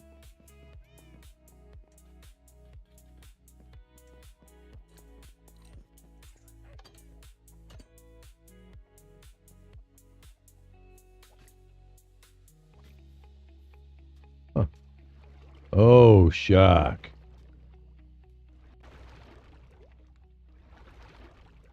Do you detect me? Oh, he detects me!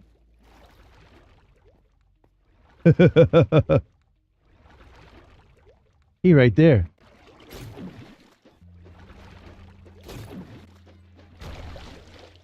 I killed him. He hurt. Should I go shark swimming? Shark hunting? You don't have to. They come right at you.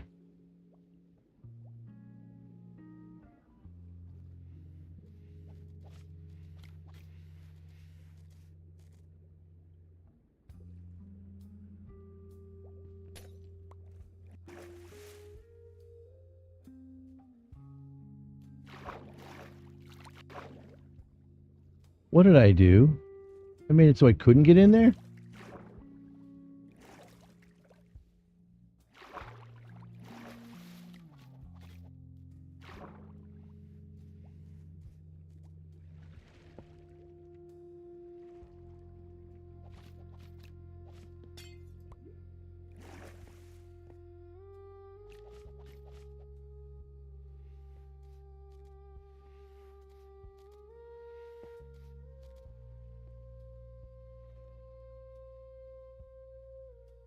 Aw, I'm not wet anymore.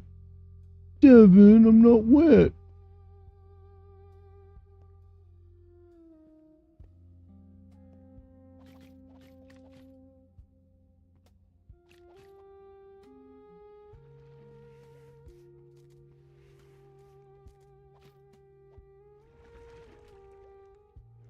Dude, the whale is sticking its face in the observatory space.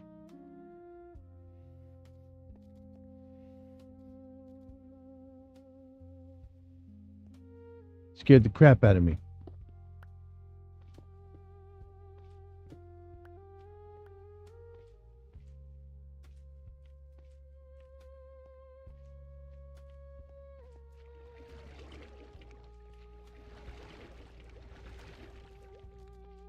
Doing whale.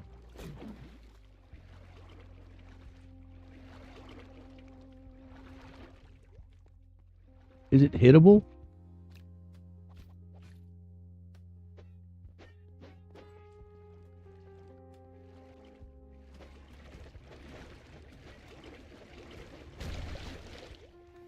Yeah, it's hittable. I killed it. Big face shouldn't have been in here.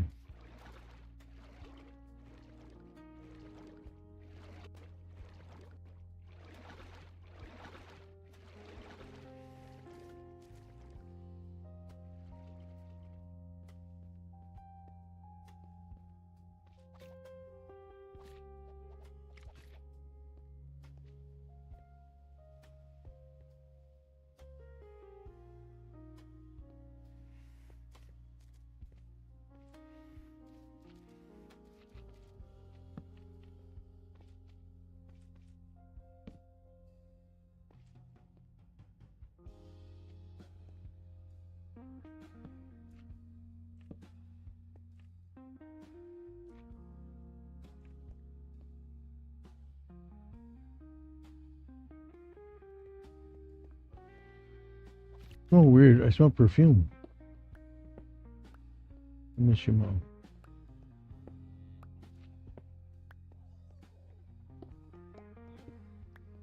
Okay, I went to the end. I have stone here. I'm digging through. I got some other stone. Okay. Where does this come out? I've just got some glowstone here.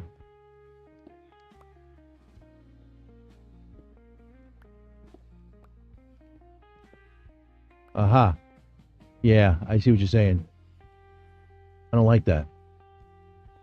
I only chopped up one brick stair. And the stone here.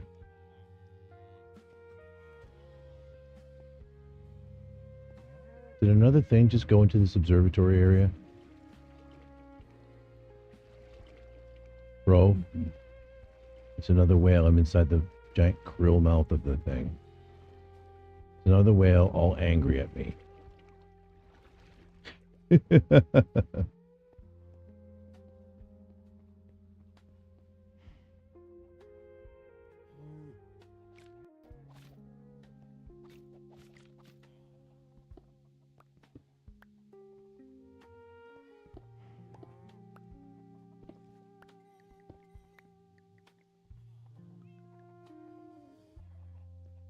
And now I found a hopper apparatus.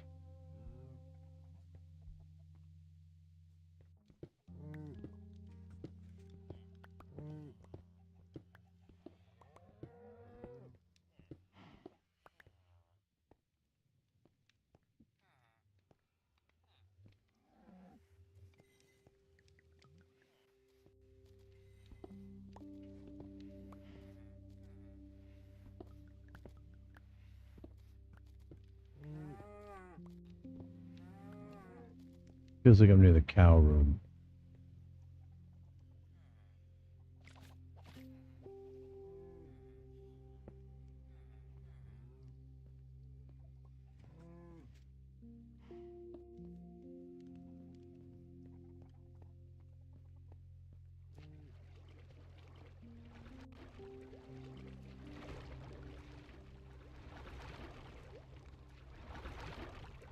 I hate you, shark. Look at you. What the? There's a hammerhead shark right outside the observation booth, dude. What the? Seriously, am I?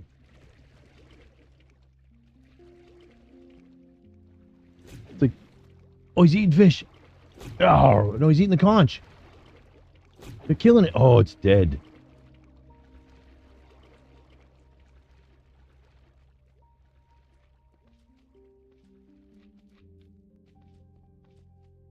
So how do I get out?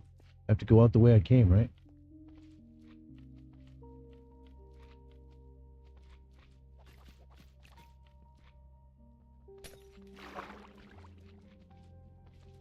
Oh, that's the dumb hole.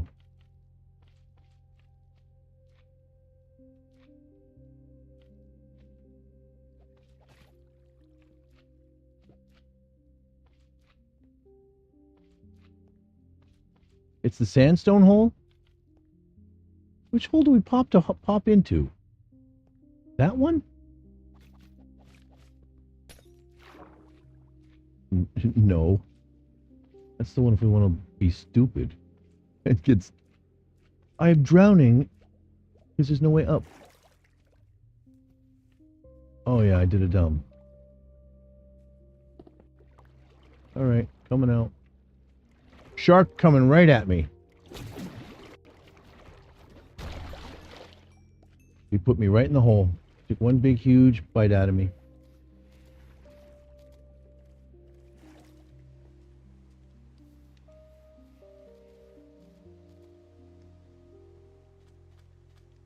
Sharks.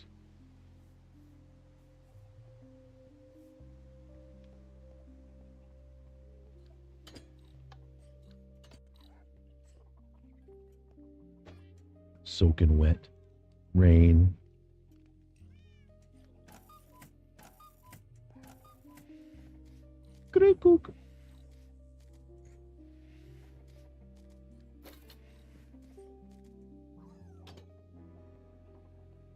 Massive rainbow in the sky.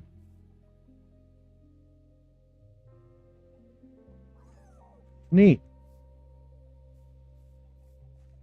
Makes no sense because the sun's on the other side. Where's that rainbow being formed? Who's forming that rainbow? That must be directly from you, because the sun's over there, and I'd have to be looking through misty, wet air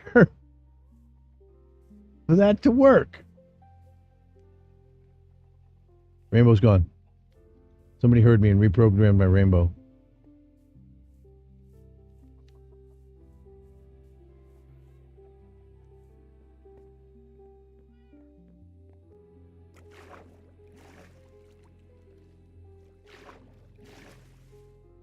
Like, I kind of want to, like, is there a place to edit that add-on?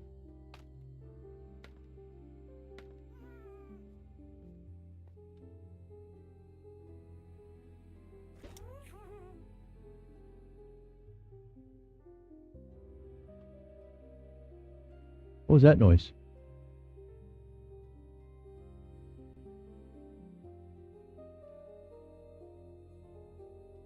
So trapdoors still work with my dude?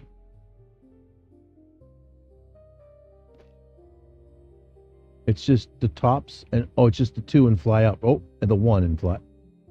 The 3 and fly up, right? That trapdoor didn't do anything. And its jump is up? No.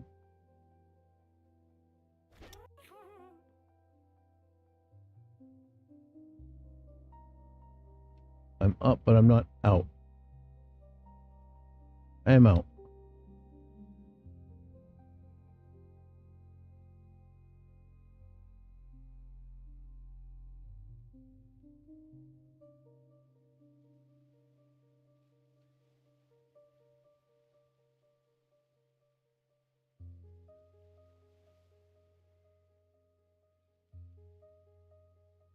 Oh, cool. I can just take your whole platform off of your boat, off of your guy, and take it with my guy.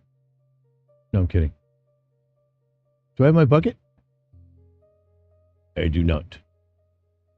I'm at your water. I have no bucket.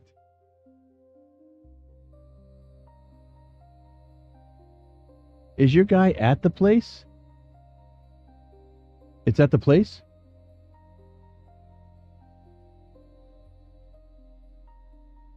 I'm at your barn. Where is he? He's at the house?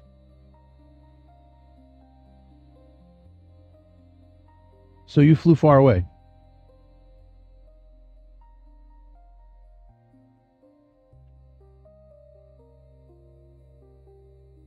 Is that a water mistake over by that house too? Is it?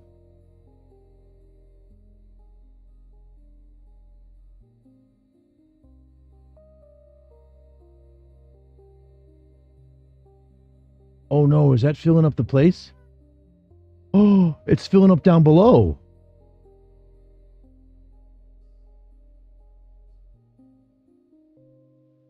Oh, well, we could fix that if you want. You've got birds outside this place, like hawks, like eagles.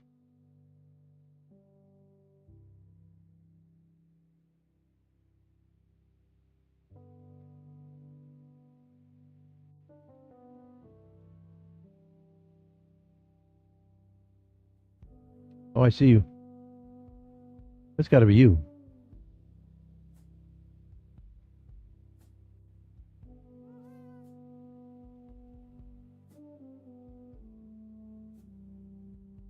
I am the portal when I entered there.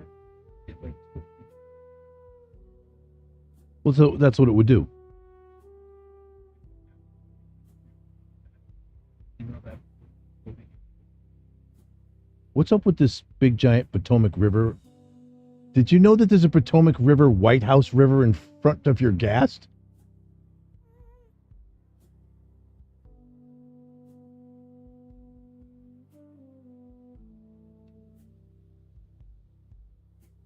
What is this thing that spawns and goes away? A building just spawned and went away.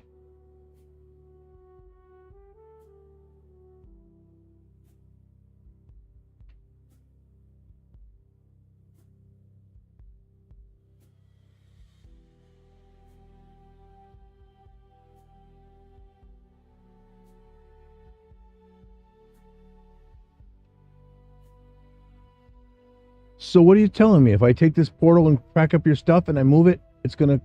Oh, we know how this works.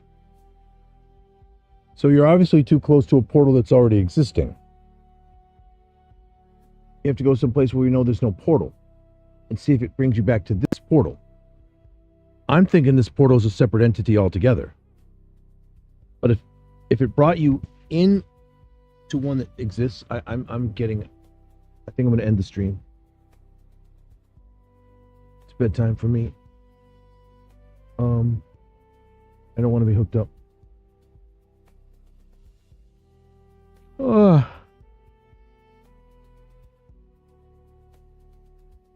Yeah, I'm a little tired. Kind of forgetting that there could be people paying attention and hanging out.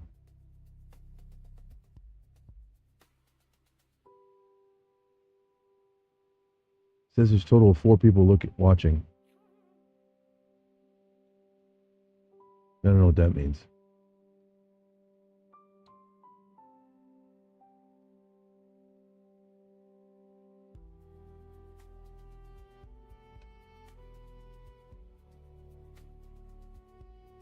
Why is your gas bigger than mine? Dude, your Snowy's just regular. He's just packing snowballs. Ready to do his thing. That's what they look like now? So he's a regular snowman. I love it.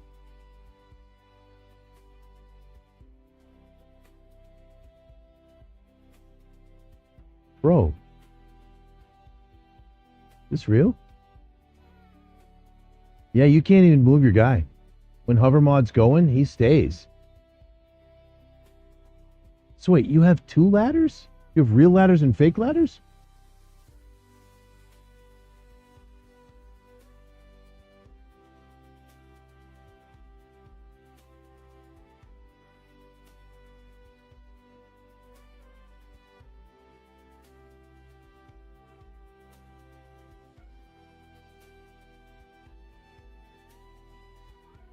I wonder if we can do this.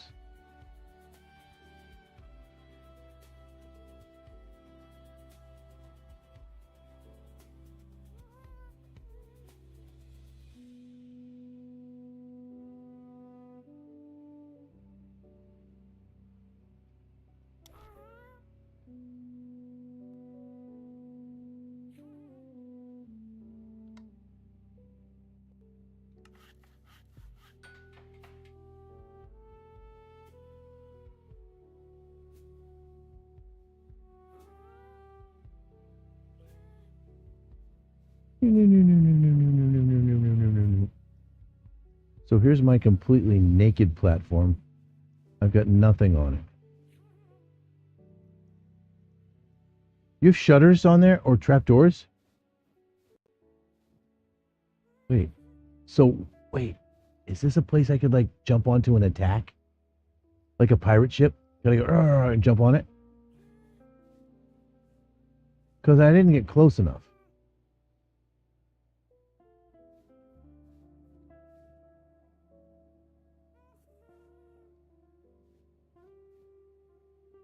The mighty fall down there.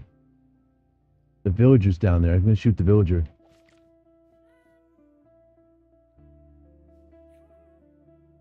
No.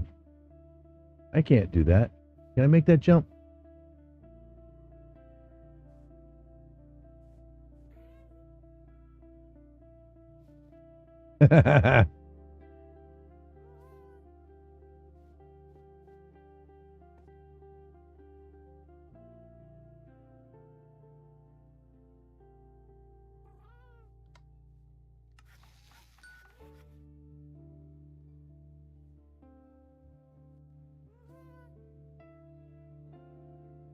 Well,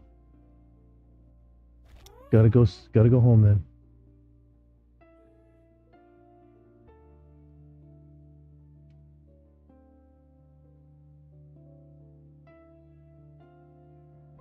Which I don't think I'm really doing. I think I'm just going further into Lostville.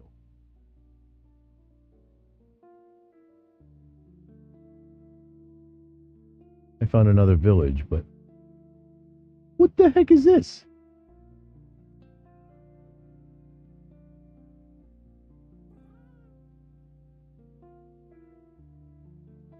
Huh.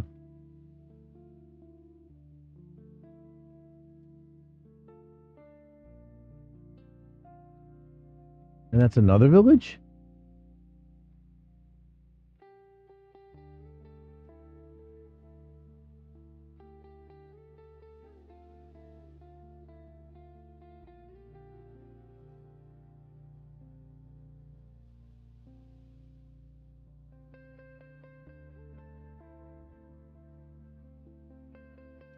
Yeah, that's quite a serious village.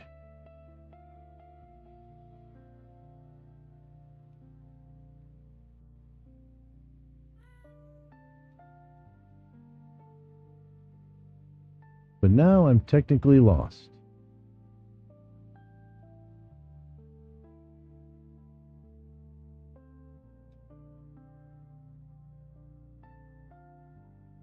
That's right, I came up from behind you. So I have to go over that tiny thing of that ice platform, right?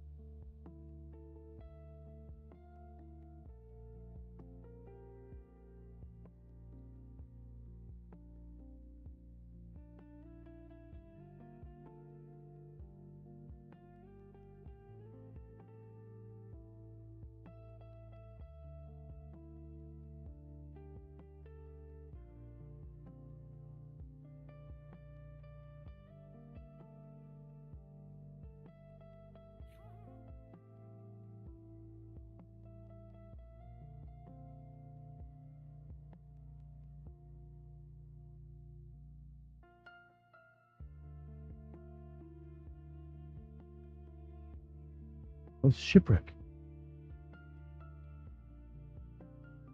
And I found buoys. There we go. Wow, those are actually helpful at night now too. Traveling over the ocean. Those markers. Smartest thing we ever did.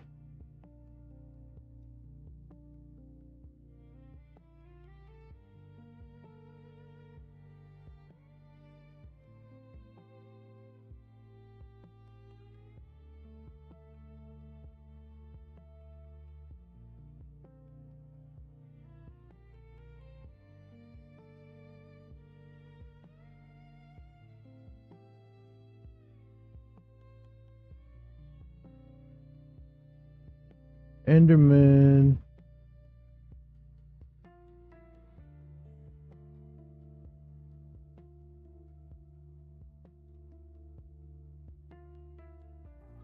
I don't think your turtles stand a chance now, dude. With the new predators in the world. But I don't think they're designed to do that.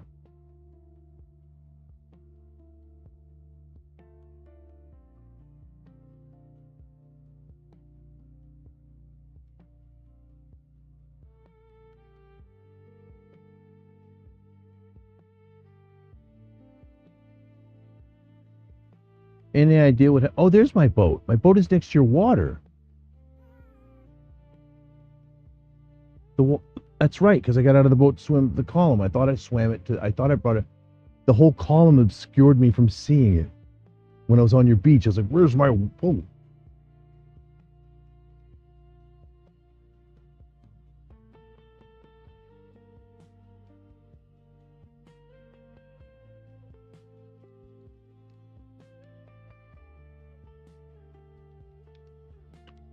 What the hell is that spawned in?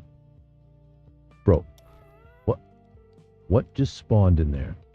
Starfish just died in the golem farm.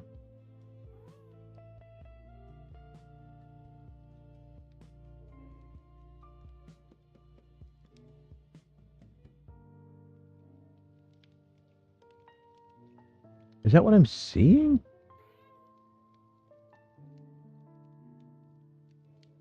Is my platform in the water? I can't tell.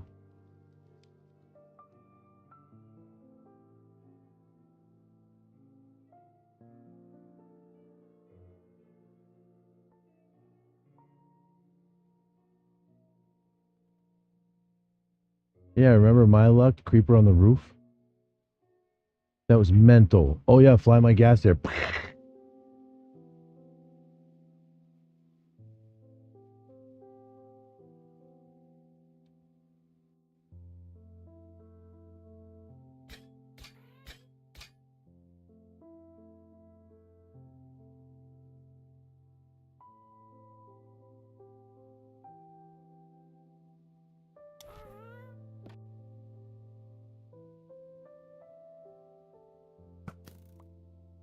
Why am I shooting arrows?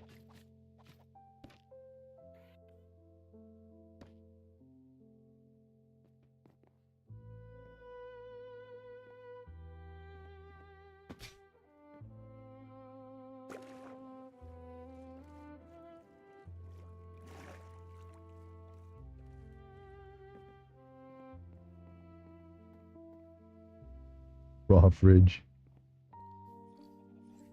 Alright, I'm back home. Going into the house. Bored. Not bored, but I don't do Minecraft well. Not today.